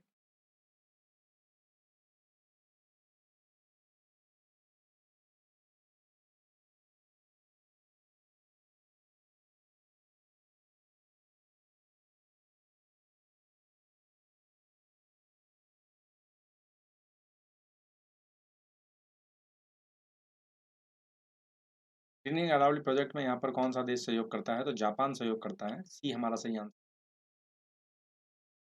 स्पेशल कंपोनेंट प्लान विकास जो है किससे संबंधित है? अनुसूचित जाति के विकास से संबंधित, ग्रामीण समुदाय के विकास से, नगरीय समुदाय के विकास से और अनुसूचित जनजाति के विकास से।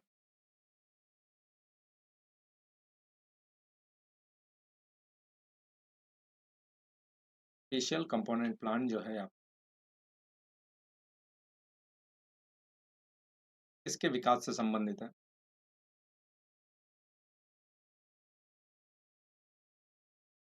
स्पेशल कंपोनेंट प्लान की अगर हम यहाँ पर बात करें अनुसूचित जाति के विकास से संबंधित है। राजपूतों के किस वंश ने जयपुर रियासत पर शासन किया?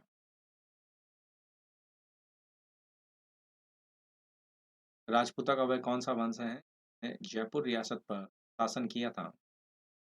सिसोदिया, हाड़ा, राठौड़ और कछवा।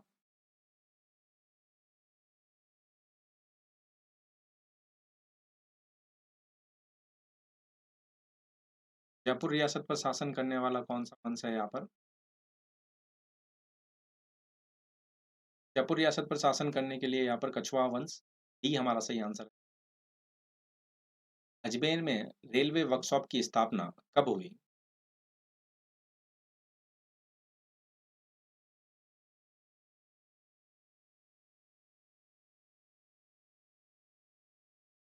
अजमेर में रेलवे वर्कशॉप की स्थापना इनमें से किस कब होती है? 1864 में, 1867 में, 1874 में और 1879 में।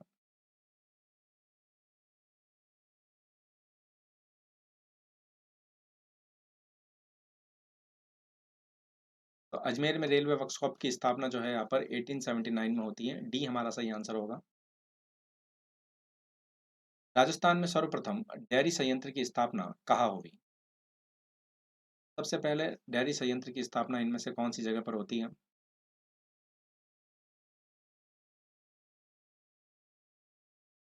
जोधपुर में, बीकानेर में, रानीवाड़ में और अजमेर में।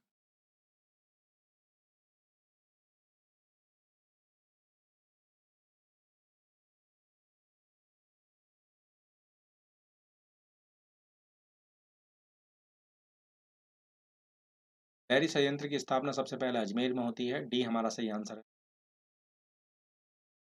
जिस जिले की वार्षिक वर्षा में विषमता का प्रतिशत सर्वाधिक है, वार्षिक वर्षा में विषमता का प्रतिशत सर्वाधिक कौन से जिले में रहता है? बाड़मेर, बांसवाड़ा, जैसलमेर और जयपुर।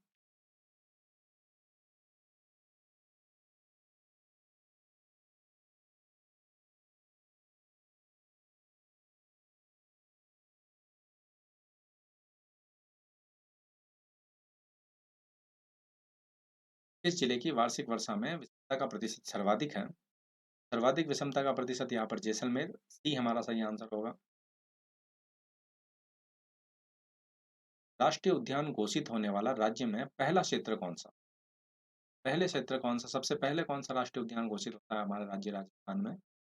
रणथंभौर, सवाई माधोपुर में, सरिस्का अलवर में, केवलादेव भरतपुर में, इनमें से कोई नहीं।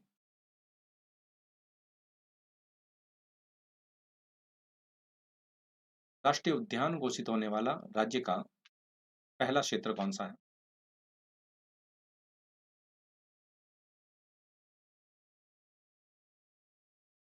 राष्ट्रीय उद्यान घोषित होने वाला राज्य का पहला क्षेत्र रणथंभौर, सवाई माधोपुर। राजस्थान का पहला कृषि फॉर्म कहाँ स्थित है? राजस्थान का प्रथम कृषि फॉर्म कहाँ पर स्थित है? सूरतगढ़, जैतसर, किशनगढ़ और नाहरगढ़।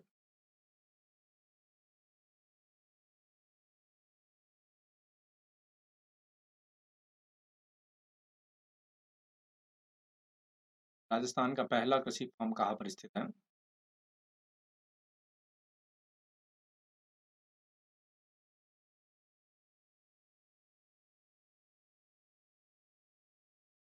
पहला कृषि फॉर्म की अगर हम बात करें तो सूरतगढ़। राजस्थान में प्रथम तेल शोधनशाला कहाँ निर्माणाधीन? पहली तेल शोधनशाला हमारे राजस्थान में किस जगह पर है? जैसलमेर, बीकानेर, बाड़मेर और जोधपुर।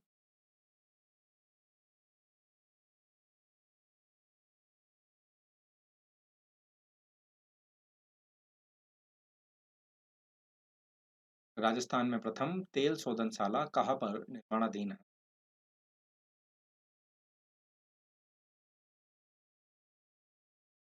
पहली तेल शोधनशाला की अगर हम यहाँ पर बात करें तो बाड़मेर, ये हमारा सही आंसर होगा।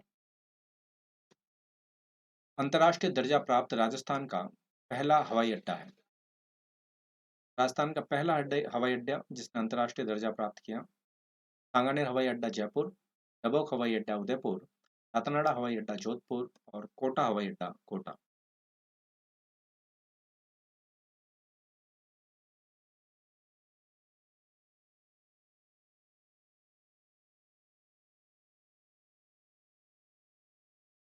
अंतर्राष्ट्रीय दर्जा प्राप्त राजस्थान का पहला हवाई अड्डा।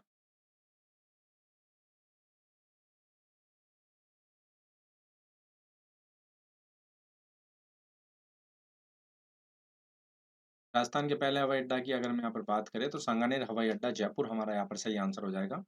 ए is the right answer.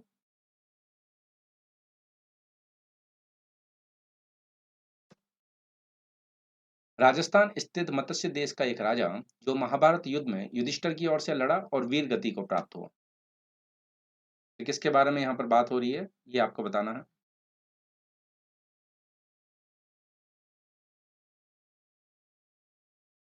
Rajasthan स्थित मत्स्य देश का एक राजा जो महाभारत युद्ध में युधिष्ठिर की ओर से लड़ा और वीर गति को प्राप्त हुआ। चंद्रप्रगोट, विराट, अजातशत्रु और इनमें से कोई नहीं।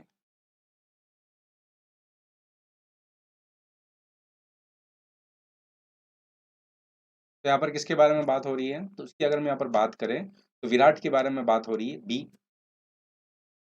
राजस्थान के अधिकांश भाग पर गुप्त वंश का आधिपत्य स्थापित करने वाला गुप्त शासक था।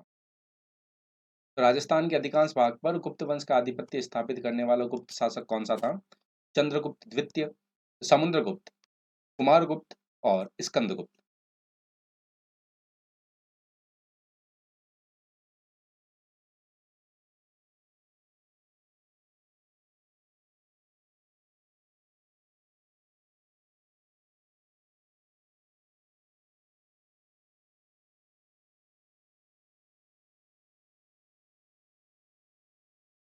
इसके बारे में बात हो रही है, आपको यह बताना है।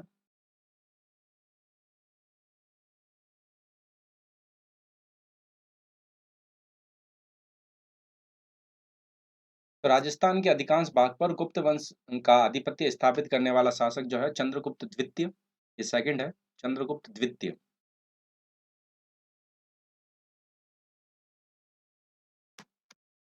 राजस्थान का वह स्थल जो पशुपालन का प्राचीनतम साक्ष्य प्रस्तुत करता है। जहाँ से हमको पशुपालन के प्राचीनतम साक्ष्य मिलते हैं, तो राजस्थान का वह कौन सा स्थल है? दर, आहड़, कालीबंगा और बागोर।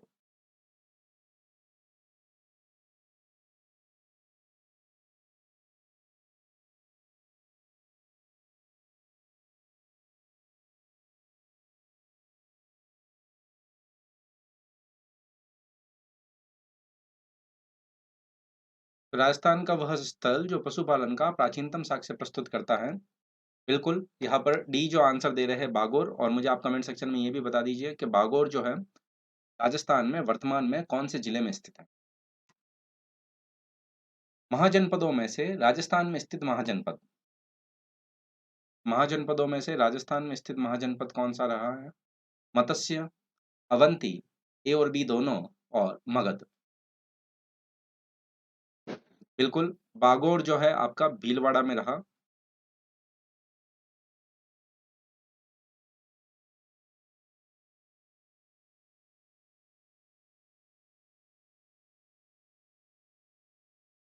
बागोर, भीलवाड़ा। तो इनमें से कौन से महाजनपद हमारे राजस्थान में भी रहे? तो मत्स्य व अवंती दोनों जो है हमारे राजस्थान का भाग रहे। राजस्थान में खेल जगत का सर्वोच्च सम्मान दिया जाता है। गुरु Vashishtha award, Jawahar award, Maharana Pratap award और राजस्थान खेल रत्न अवार्ड। तो खेल जगत में सर्वोच्च सम्मान जो है हमारे राजस्थान का कौन सा है?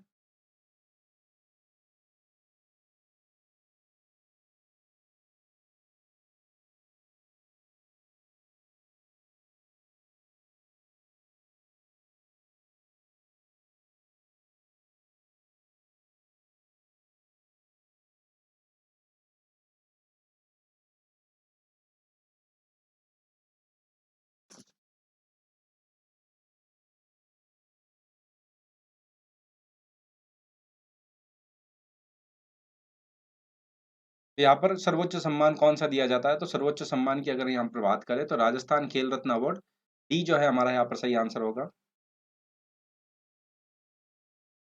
व्यंजन नृत्य राजस्थान के किस क्षेत्र में प्रचलित है जो दीपावली के अवसर पर किया जाता है?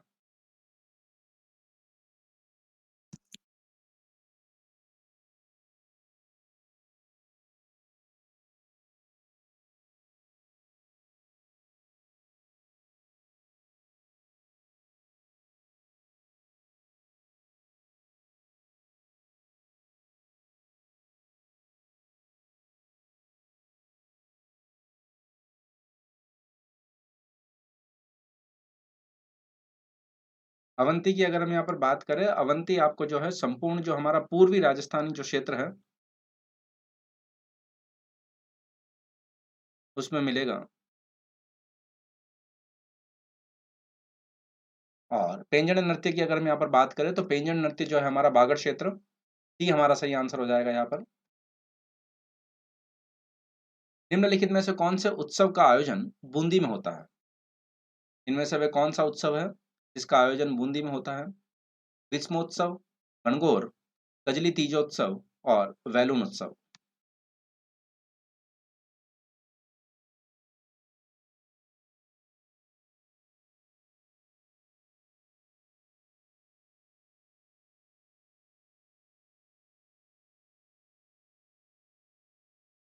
तो बूंदी में यहाँ पर कौन से त्योहार का आयोजन होता है? तो बूंदी में यहाँ पर कजली तीजोत्सव का आयोजन होता है। सी हमारा सही आंसर हो जा।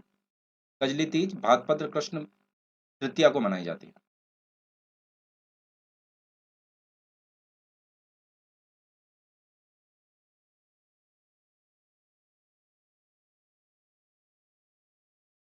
हाड़ौती बोली राजस्थान के कौन से जिले में नहीं बोली जाती? तो वे हमारे राजस्थान का कौन सा जिला है जहाँ पर हाड़ौती बोली नहीं बोली जाती है? बारा, कोटा, झालावाड़ और टोंक।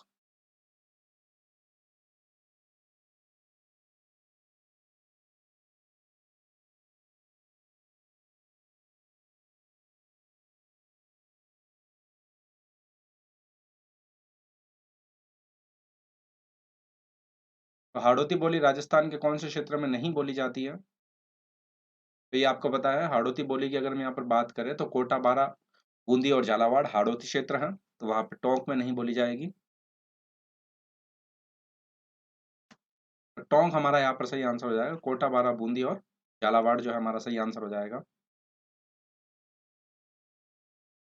राजस्थान में गोबर से घर की दीवारों व चबूतरों पर क्या मनाए जाते हैं? राजस्थान में गोबर से घर की दीवारों और चबूतरों पर क्या बनाए जाते हैं? फड़, मांडना, सांजी और पाना।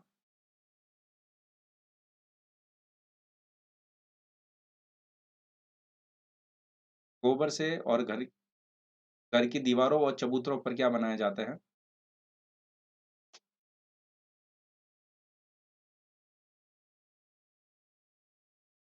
तो देखिए, राजस्थान में गोबर से घर की दीवारों और चबूतरों की अगर हम यहाँ पर बात करें, तो उनको सांझी के नाम से जानते हैं। ठीक है, तो यहाँ पर सी हमारा सही आंसर होगा, सांझी। पाने जो होते हैं, सी हमारा यहाँ पर सही आंसर हो जाएगा यार इसका, तो सांझी। पाने जो है पन्नों पर बनाए जाते हैं। पन्नों मतलब कि पेपर।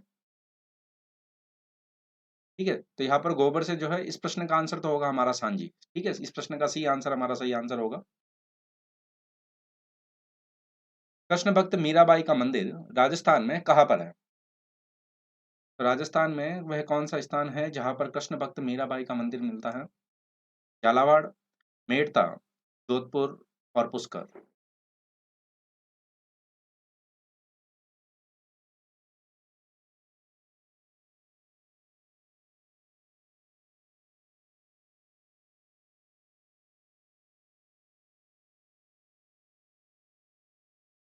कृष्ण भक्त मीराबाई का मंदिर राजस्थान में कहाँ पर मिलता है? तो आप सभी को पता है, मेड़ता रोड। बी हमारा यहाँ पर सही आंसर होगा, मेड़ता में। मेजर राज्यवर्धन सिंह राठौड़ का संबंध किस खेल से है? तो इनमें से वह कौन सा खेल है जिससे मेजर राज्यवर्धन सिंह राठौड़ का संबंध रहा है? तीरंदाजी, नौकायन, निशानेबाजी और तैराकी।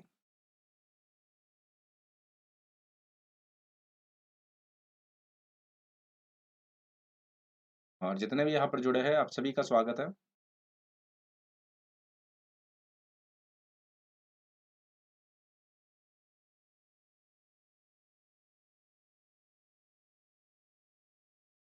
तो मेजर राज्यवर्धन सिंह राठौड़ का संबंध जो है इनमें से किससे रहा है? तो वह निशानेबाजी से रहा है। सी हमारा बिल्कुल सही आंसर दे रहे हैं आप। राजस्थान में मिलने वाले प्राक हड़प्पा स्थल है। राजस्थान में मिलने वाले प्राक हड़प्पा स्थल जो है यहाँ पर कौन से हैं? चौथी, कालीबंगा, ए और बी दोनों और आहड़।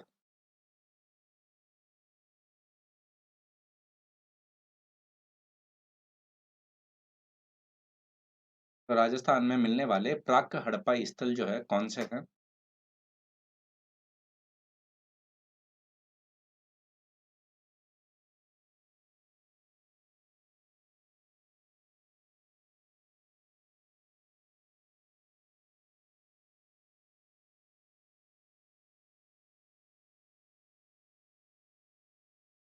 तो प्राक हड़प्पा स्थल की अगर हम यहाँ पर बात करें तो ए और बी दोनों मतलब कि सौंथी और कालीबंगा, सी हमारा सही आंसर होगा। राजस्थान सरकार ने खेल रत्न पुरस्कार की स्थापना, राजस्थान सरकार जो है खेल रत्न पुरस्कार की स्थापना कब से करती है? 1992, 1993, 1994 और 1995।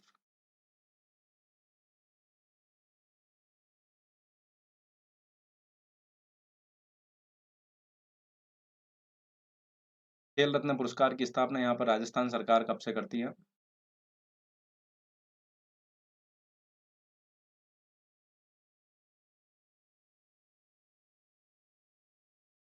खेल रत्न पुरस्कार की अगर हम यहाँ पर बात करें तो राजस्थान सरकार जो है यहाँ पर करती है 1994। बिल्कुल सी हमारा सही आंसर है, 1994। राजस्थान में सती प्रथा सर्वप्रथम कन्यावध रोकने का प्रयास किया गया, तो कहाँ पर प्रयास किया गया? उदयपुर में, बीकानेर में, जयपुर में और जोधपुर में।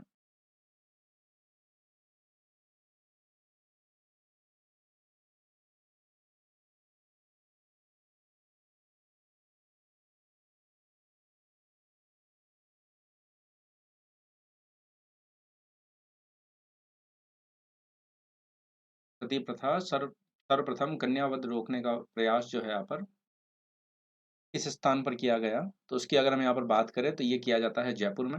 ये हमारा सही आंसर होगा यहाँ पर। राजस्थानी रियासतों में सबसे पहले किस रियासत में प्रजामंडल की स्थापना हुई? तो राजस्थान का वह कौन सी रियासत रही जिसमें सबसे पहले प्रजामंडल की स्थापना हुई? मेवाड़ प्रजामंडल, अलवर प्रजामंडल, जयपुर प्रजामंडल और प्रतापगढ़ प्रजामंडल।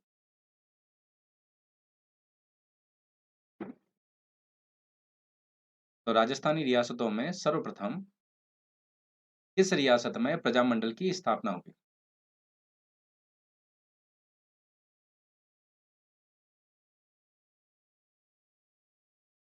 तो राजस्थानी रियासतों की अगर हम यहाँ पर बात करें तो सर्वप्रथम किस रियासत में प्रजामंडल की स्थापना होती है? तो सबसे पहले आपके यहाँ पर जयपुर प्रजामंडल की, सबसे पहले जयपुर प्रजामंडल की स्थापना होती है, सी। राजस्थान में 1857 के विद्रोह की शुरुआत कहाँ से हुई? तो वे कौन सी छावनी थी जहां से राजस्थान में 1857 के विद्रोह की शुरुआत होती है? नीमच छावनी, एरिनपुरा छावनी,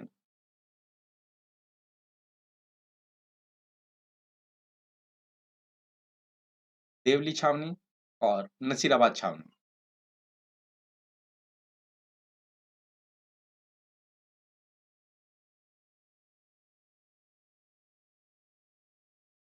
तो राजस्थान में 1857 के विद्रोह की शुरुआत, राजस्थान में 1857 के विद्रोह की शुरुआत बिल्कुल आप डी या सही आंसर दे रहे हैं, नसीराबाद छावनी से होती है। कितने रजवाड़ों और राज्यों के एकीकरण से राजस्थान राज्य बना? तो राजस्थान का जब एकीकरण हुआ था उस समय कितने रजवाड़े और राज्य में शामिल किए गए थे? 18, 16, 19 और 20।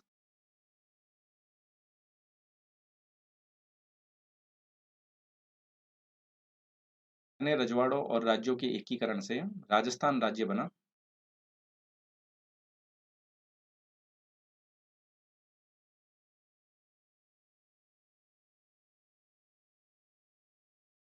तो राजस्थान राज्य की अगर हम यहाँ पर बात करें तो आप सभी को पता है यहाँ पर 19 राज्यों और रजवाड़ों के एकीकरण के परिणाम स्वरूप बनता है, सी सही आंसर होगा। राजस्थान में स्थित चाकसू में शीतला माता का मेला कब बढ़ता है?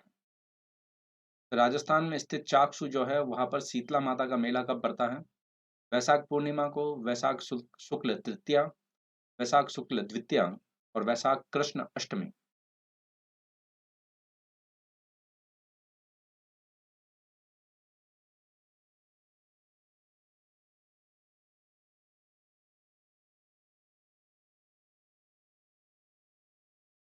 तो राजस्थान में स्थित चाकसू में शीतला माता का मेला जो है यहाँ पर चैत्र कृष्ण अष्टमी को बढ़ता है।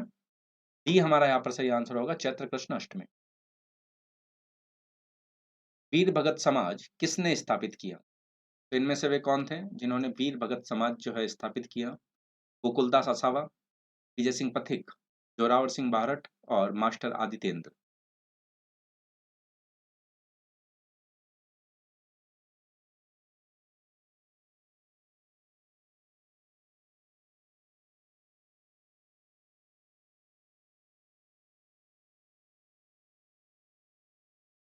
वीर प्रगट समाज जो है इनमें से किसने स्थापित किया? तो इनकी अगर हम यहाँ पर बात करें तो बी हमारा यहाँ पर सही आंसर हो जाएगा, विजय सिंह पथिक। 1857 में अहुआ में किस ब्रिटिश पॉलिटिकल एजेंट की हत्या कर दी गई? 1857 की क्रांति के समय अहुआ में किस ब्रिटिश पॉलिटिकल एजेंट की हत्या कर दी जाती है? कैप्टन मैकमोशन, George Patrick Lawrence, colonel E Burton और कैप्टन सावर्स।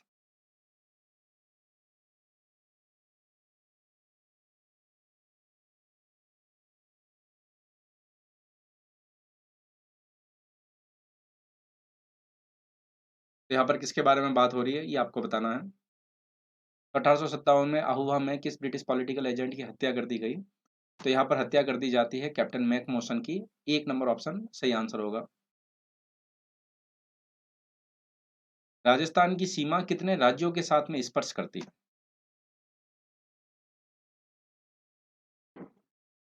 कितने राज्य है हमारे, उनके साथ में राजस्थान की जो सीमा है, बाउंड्री जो है शेयर होती है?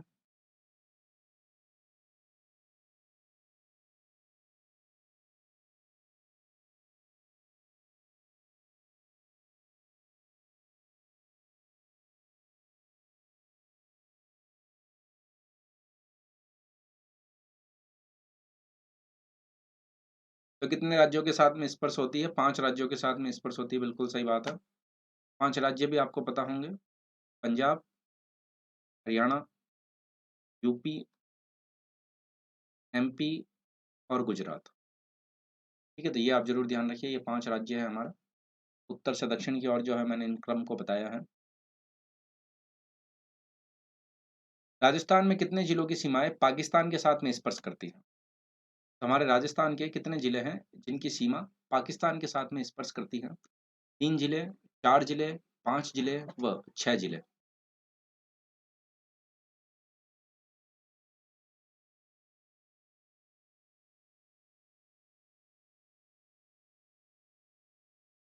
राजस्थान के कितने जिलों की सीमाएँ पाकिस्तान के साथ में स्पर्श करती हैं?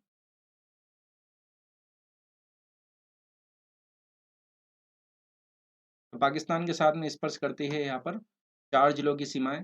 ये आपको पता होगा, श्री गंगानगर,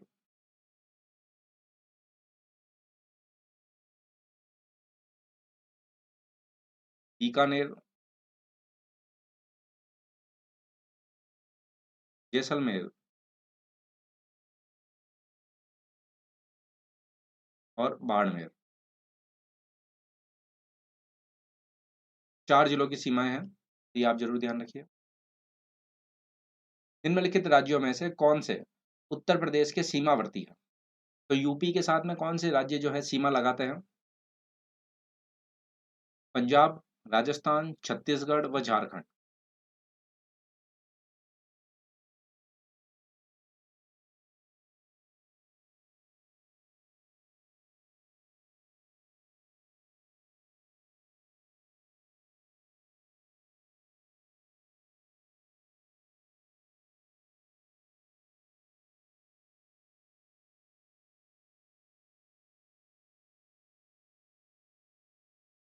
यूपी के साथ में पंजाब नहीं लगाता यहाँ पर सीमा, तो 2, 3, 4 हो जाएगा हमारा सही आंसर। बी,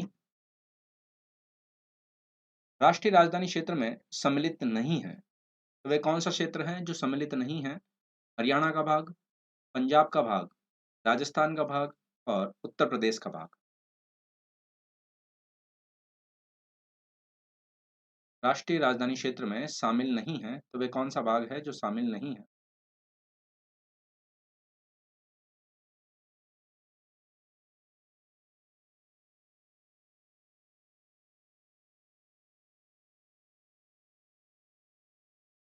यहाँ पर राष्ट्रीय राजधानी क्षेत्र में पंजाब का भाग शामिल नहीं है, बाकी हरियाणा, राजस्थान व यूपी का भाग यहाँ पर शामिल है। NCR national capital region.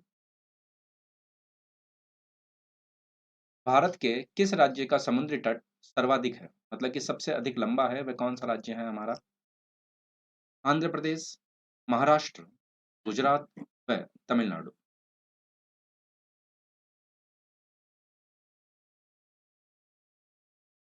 Bharat के किस राज्य का समुद्री तट सबसे अधिक लंबा है?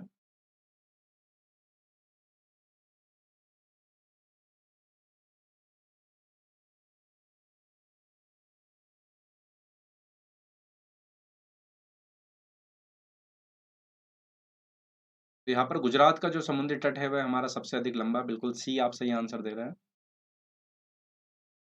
कर्क रेखा निम्नलिखित में से किन राज्यों से होकर गुजरती है?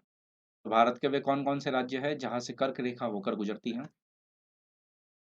गुजरात, छत्तीसगढ़, उत्तर प्रदेश और झारखंड। तो वे कौन कौन से राज्य हैं जहां से हमारी कर्क रेखा गुजरती है?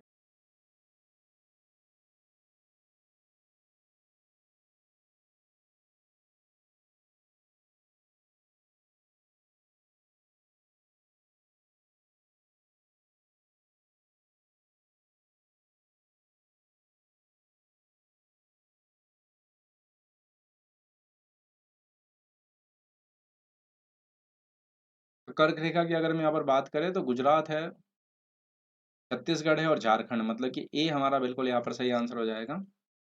ऑप्शंस के हिसाब से गुजरात से गुजरती है, छत्तीसगढ़ से गुजरती है और झारखंड से गुजरती है। तो आप यहाँ पर देख सकते हैं गुजरात, राजस्थान, एमपी, छत्तीसगढ़, झारखंड, वेस्ट बंगाल, त्रिपुरा और मिजोरम। ये 8 राज्य है पश्चिम से पूर्व की ओर। तो इनको आप ज़रूर ध्यान रखिए। यूपी से नहीं गुजरती हमारी कर्क रेखा। भारत में तटीय राज्यों की संख्या कितनी है? हमारे भारत में कुल कितने तटीय राज्य हैं? ये आप लोगों को बताना है। 6, 7, 8 व 9।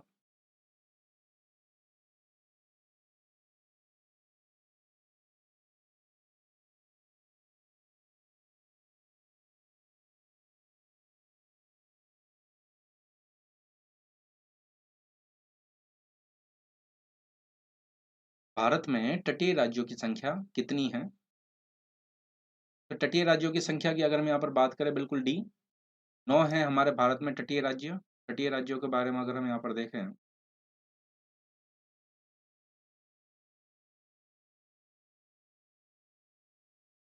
तो ये है आपका गुजरात,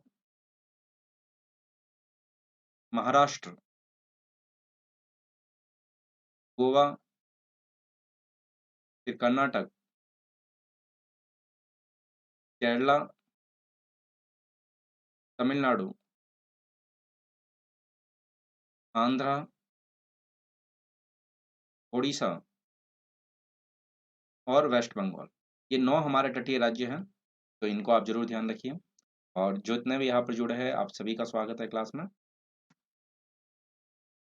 यदि भारतीय मानक समय के अनुसार पूर्वाह्न के 10 बजे है, तो 92 डिग्री पूर्वी देशांतर पर शिलोंग का स्थानीय समय क्या होगा? तो ये आपको बताना है। भारत का जो मानक देशांतर है, मानक जो समय है, उसके अनुसार तो 10 बजे है सुबह के। तो 92 डिग्री पूर्वी देशांतर पर स्थित जो शिलोंग है, उसका समय कितना हुआ होगा?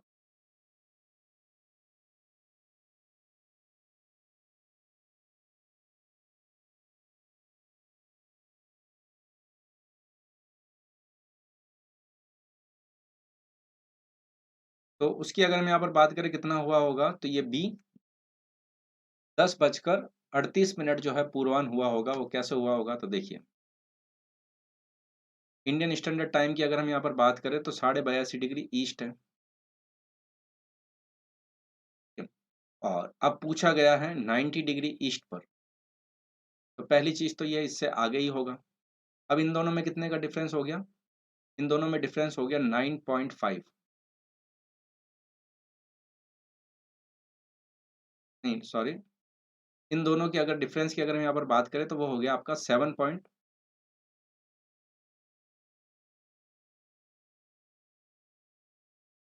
ठीक है? तो 90 में से 82.5 को अगर हम यहाँ पर सब्ट्रैक्ट करेंगे, तो यहाँ पर लगभग जो हमको मिल जाएगा वो कितना मिल जाएगा? 90 माइनस 82.5। तो ये अगर हम यहाँ पर डिफरेंस की अगर हम बात करें तो ये डिफरेंस हमको मिलता है यहाँ पर 7.5 का। ये 7.5 का जो है डिफरेंस हमको यहाँ पर मिलता है। तो आपको पता है 1 डिग्री देशांतर में 4 मिनट का अंतर होता है, तो 7.5 डिग्री में यहाँ पर प्रश्न जो है हमारा यहाँ पर सॉरी 92 डिग्री है, 90 डिग्री नहीं 92 डिग्री है। तो 92 डिग्री की अगर हम यहाँ पर बात करें 92 डिग्री पर, 92 डिग्री ईस्ट पर, तो ये डिफरेंस हमारा हो गया 9.5 का, 9.5। 1 डिग्री में 4 मिनट का अंतर होता है, तो 9.5 में कितने मिनट का अंतर होगा? 38 मिनट। और ईस्ट में है तो 38 मिनट आगे होगा, तो इसलिए 10 बज के वहाँ पर क्या होगा? 38 मिनट। ठीक है, किसी प्रकार का कोई भी डाउट हो तो आप यहाँ पर मेरे से पूछ सकते हैं कमेंट सेक्शन में। ठीक है, बाकी जो है यहाँ पर हमारा सही आंसर हो जाएगा 10 बज के 38 मिनट, जो बी हमारा सही आंसर होगा। पृथ्वी ग्रह की संरचना में प्रवार के नीचे क्रोड निम्नलिखित में से किससे बना है? तो क्रोड जो है इनमें से किससे निर्मित हुआ है? लोहे से, एल्युमिनियम से, पोटेशियम से और क्रोमियम से।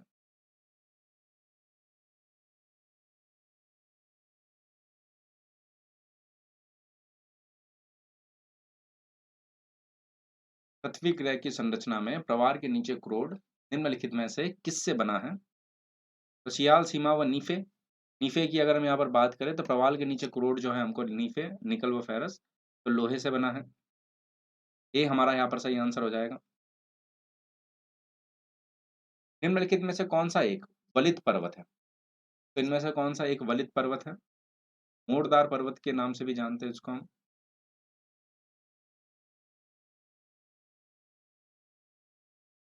या फिर हम उसको फोल्डेड माउंटेन के नाम से भी जानते हैं। नीलगिरी, हिमालय, सतपुड़ा और इनमें से कोई नहीं।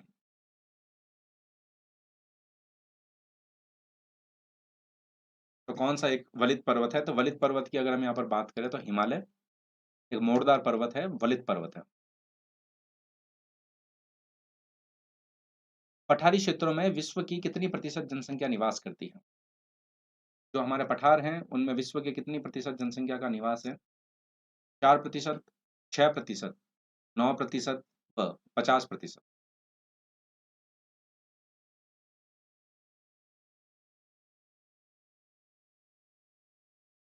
पठारी क्षेत्रों में विश्व की कितनी प्रतिशत जनसंख्या का निवास है?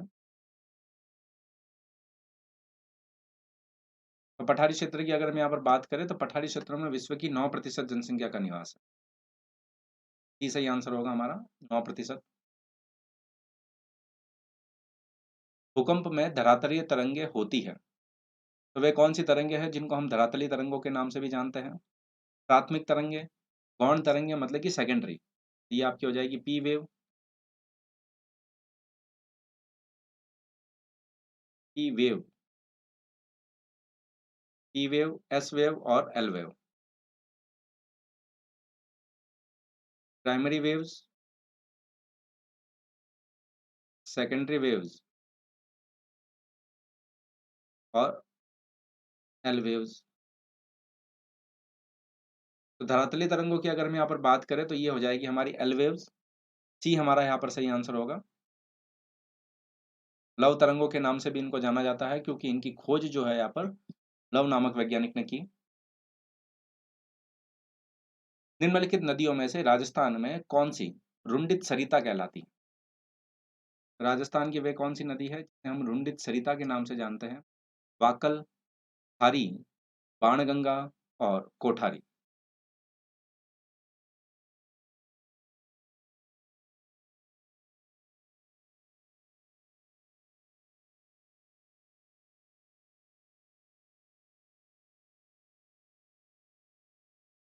तो रुंडित सरिता के नाम से हम किसे जानते हैं? तो रुंडित सरिता की अगर हम यहाँ पर बात करें तो बाणगंगा को जानते हैं। सी हमारा सही आंसर होगा, बाणगंगा या रुंडित सरिता।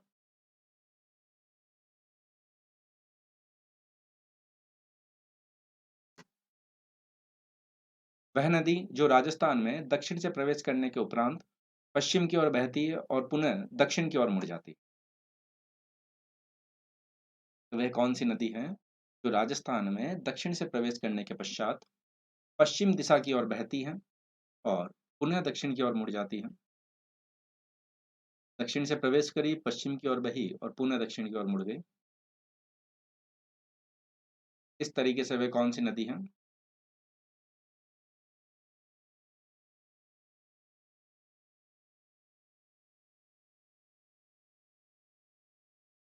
तो यहाँ पर अगर हम बात करें तो वह नदी हो जाएगी हमारी माही नदी। ये हमारा यहाँ पर सही आंसर हो जाएगा। यहाँ पर अगर हम बात करें तो राजस्थान जहाँ पर भी पूछा जाएगा आपसे, उन सभी कोर्सेज के लिए जो है ये क्लास जो है हेल्पफुल होगी। चाहे वो फर्स्ट ग्रेड की हो, चाहे वह सेकंड ग्रेड की हो, चाहे वह पुलिस कांस्टेबल के लिए हो, चाहे वीडियो के लिए हो, चाहे वह आरएस के लिए हो, राजस्थान के जितने भी एग्जाम्स हैं उन सभी के लिए आपकी ये जो क्लास है हमारी हेल्पफुल होगी। आप इस क्लास को जो है अटेंड कर सकते हैं। हिजराल की पहाड़ियों से निकलने वाली खारी नदी निम्नलिखित में से किस अपवाह तंत्र का भाग है? तो खारी नदी जो है इनमें से कौन से अपवाह तंत्र का भाग है?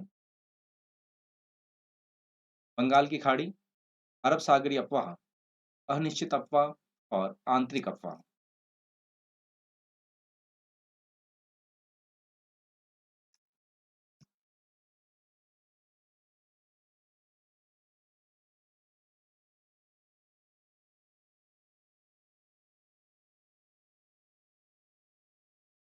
गुजराल की पहाड़ियों से निकलने वाली खारी नदी जो है निम्नलिखित में से किस अपवाह तंत्र का भाग है? तो उसकी अगर हम यहाँ पर बात करें तो यह है बंगाल की खाड़ी अपवाह। बिल्कुल ए जो आंसर दे रहे हैं आप, सही आंसर दे रहे हैं। बंगाल की खाड़ी अपवाह का भाग है। अपवाह क्षेत्र की दृष्टि से राजस्थान की नदी प्रणालियों का अवरोही क्रम है।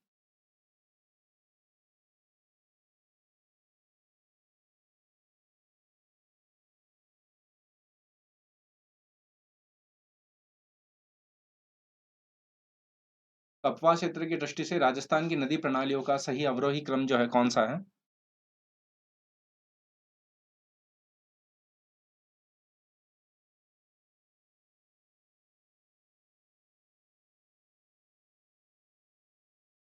तो इसकी अगर हम यहाँ पर बात करें तो बिल्कुल बी, बनास, लूणी, चंबल और माही। यहाँ पर सही आंसर होगा बनास, फिर लूणी, फिर चंबल और फिर माही।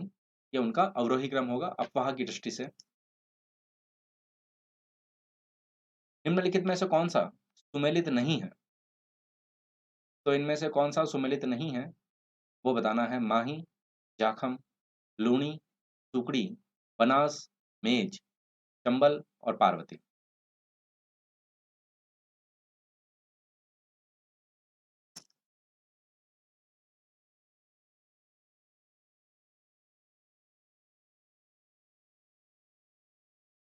तो इनमें से कौन सा सुमेलित नहीं है ये आपको बताना है।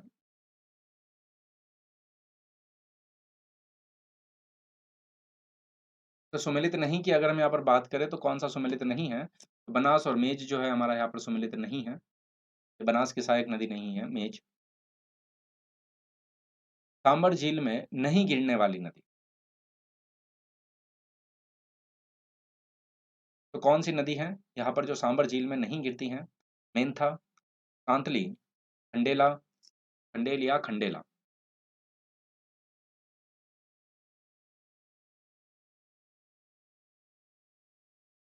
खंडेला और रूपनगढ़। सांबर झील में नहीं गिरने वाली नदी है।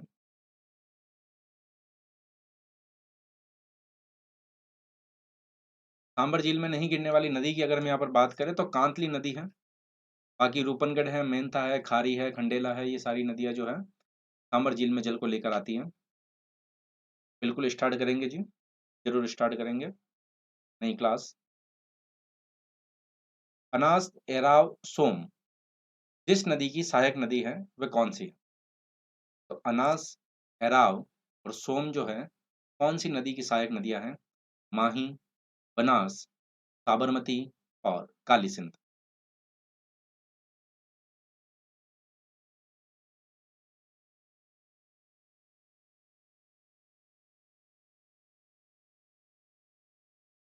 अनास, एराव, सोम इनमें से कौन सी नदी की सहायक नदियां हैं ये आपको बताना है। तो अनास, एराव व सोम की अगर हम यहाँ पर बात करें तो ये माही नदी की सहायक नदियां हैं। एक नंबर ऑप्शन जो है हमारा यहाँ पर सही आंसर होगा। कोसी एवं काली सिंध नदियां किस प्रवाह से जुड़ी है? तो कोसी नदी और काली सिंध नदी जो है यहाँ पर कौन से प्रवाह से जुड़ी है? सिंधु नदी, आंतरिक प्रवाह, ब्रह्मपुत्र नदी और गंगा नदी।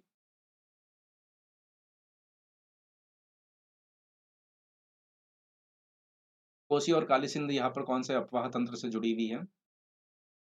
मतलब कि ये कुल मिला के ये पूछा गया है कौन सी नदी की जो है यहाँ पर सहायक नदी है या फिर आंतरिक प्रवाह की नदियां हैं।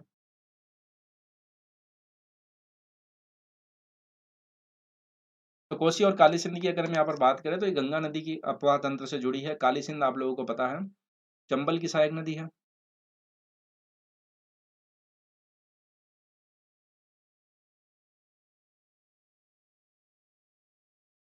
चंबल जो है यमुना की, और यमुना जो है गंगा की, और वही कोसी जो है गंगा की ही सहायक नदी है। तो यहाँ पर ये गंगा नदी अपवाह तंत्र से जुड़ी हुई है। रणकपुर जैन मंदिर किस नदी के तट पर है? तो वह कौन सी नदी है जिसके तट पर रणकपुर का जैन मंदिर है? माही, गंभीरी, बेड़च और मथाई।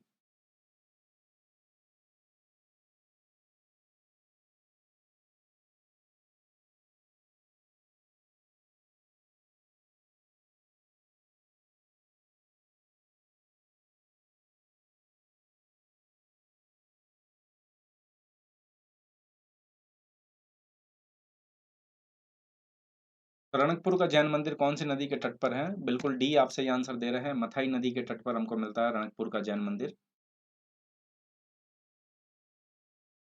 किस नदी पर ईस्ट वेस्ट कॉरिडोर के अधीन हैंगिंग ब्रिज बनाया गया है?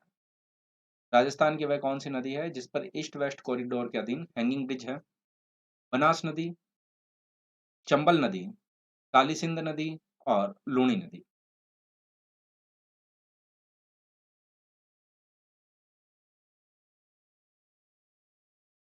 किस नदी पर ईस्ट वेस्ट कॉरिडोर के अधीन हैंगिंग ब्रिज बनाया गया है?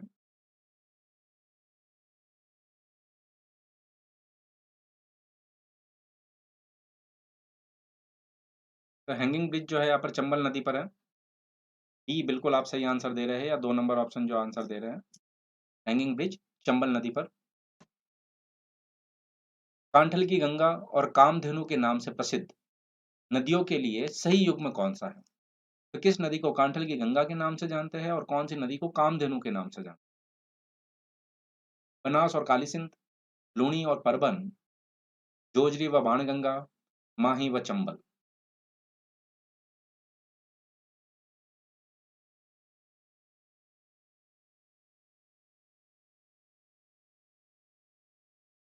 कांठल की गंगा और कामधेनु के नाम से प्रसिद्ध नदियों के लिए सही सुमेलित युग्म जो है कौन सा है? तो कांठल की गंगा और कामधेनु के लिए प्रसिद्ध, तो अगर हम यहाँ पर बात करें तो कांठल की गंगा,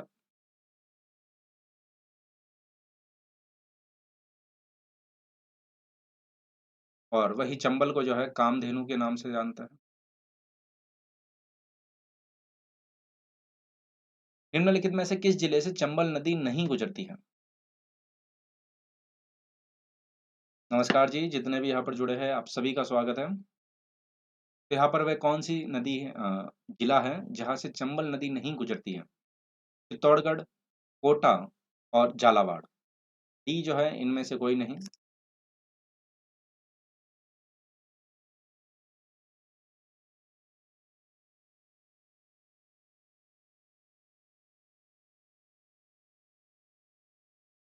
तो राजस्थान का वह कौन-सा जिला? तो राजस्थान का झालावाड़ नहीं है यहाँ पर। बिल्कुल झालावाड़ में चंबल नदी नहीं है। बीकानेर से प्रवाहित होने वाली नदी है। तो वह कौन-सी नदी है जो बीकानेर में प्रवाहित होती है? घग्गर, कंकाती, खारी और इनमें से कोई नहीं। तो वह कौन-सी नदी है जो बीकानेर में प्रवाहित होती है?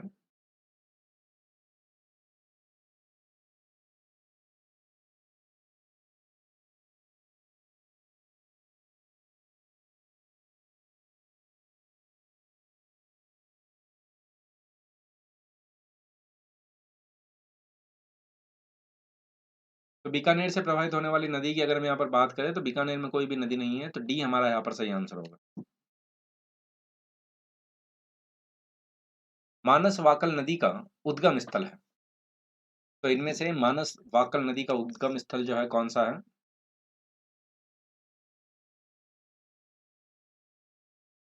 फुलवारी की नाल अभयारण्य, मध्य प्रदेश की विंध्याचल पहाड़ी, गोगुंदा की पहाड़ियाँ उदयपुर और अरावली पर्वत श्रृंखला।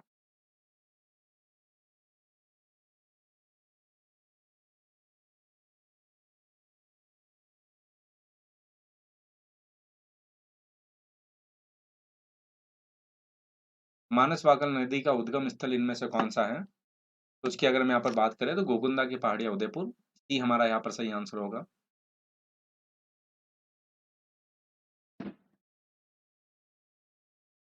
राज्य के नीति निर्देशक तत्वों में निम्नलिखित में से किन-किन प्रकार के सिद्धांत अंतर्निहित हैं?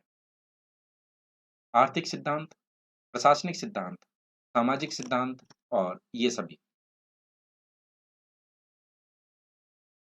जो directive principle of state policy है, राज्य के नीति निर्देशक तत्वों में निम्नलिखित में से किन-किन प्रकार के सिद्धांत जो हैं अंतर्निहित हैं?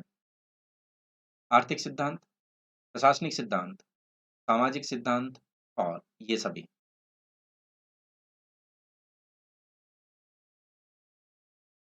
डीपीएसपी की अगर हम यहाँ पर बात करें तो डीपीएसपी में ये सभी सिद्धांत जो है हमारा अंतर्निहित हैं। डी हमारा सही आंसर होगा। थार के मरुस्थल का विस्तार किन राज्यों तक है? तो भारत के वे कौन से राज्य हैं जिसमें हमारे थार के मरुस्थल का विस्तार है? ए राजस्थान, बी राजस्थान, मध्य प्रदेश व पंजाब, सी राजस्थान व पंजाब और डी राजस्थान, पंजाब, गुजरात व हरियाणा। थार के मरुस्थल का विस्तार राजस्थान के किन राज्यों तक है? सॉरी, भारत के कौन-कौन से राज्यों के तक है? तो इससे तो आपको ये तो पता चलता ही है कि कोई भी ऑप्शन हो जाए राजस्थान तो है ही है। तो किन राज्यों तक विस्तार है ये? राजस्थान, पंजाब, गुजरात व हरियाणा। बिल्कुल डी जो है हमारा यहाँ पर सही आंसर होगा। राजस्थान, पंजाब, गुजरात व हरियाणा।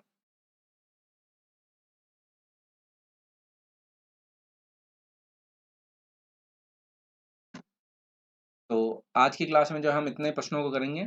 रेगुलर क्लासेस के बारे में बात करूँ तो रात्रि 9 बजे आपको क्लास अवेलेबल होती है। इस क्लास को ज़रूर जॉइन कीजिए। राजस्थान के जितने भी एग्ज़ाम्स आने वाले हैं, उन सभी के लिए आपको बेनिफिशियल होगी। फ्री स्पेशल क्लासेस को भी आप अटेंड कर सकते हैं। रेफरल कोड 10VV का इस्तेमाल कर सकते हैं। इससे आपको जितनी भी क्लासेज हैं हमारी फ्री अनअकैडमी पे किसी भी एजुकेटर की, तो सारे एजुकेटर्स की सारी क्लासेज को देखने के लिए आप इस रेफरल कोड का यूज़ करके एडमिशन भी ले सकते हैं। इससे आपको 10% डिस्काउंट मिलेगा और फ्री जॉइन करना चाहते हैं तो फ्री भी जॉइन कर सकते हैं। ठीक है? स्कॉलरशिप टेस्ट अवेलेबल है। रेगुलर 9 बजे क्लास होती है, उसको आप ज़रूर अटेंड कीजिए। लेक्चर पसंद आए तो इसको लाइक ज़रूर करना, शेयर ज़रूर करना और चैनल को सब्सक्राइब नहीं किया तो सब्सक्राइब कर लीजिए। इससे आपको जो है रेगुलर नोटिफ़िकेशन मिलते रहेंगे और बेल आइकन को प्रेस कीजिए रेगुलर नोटिफ़िकेशन के लिए। ठीक है जी?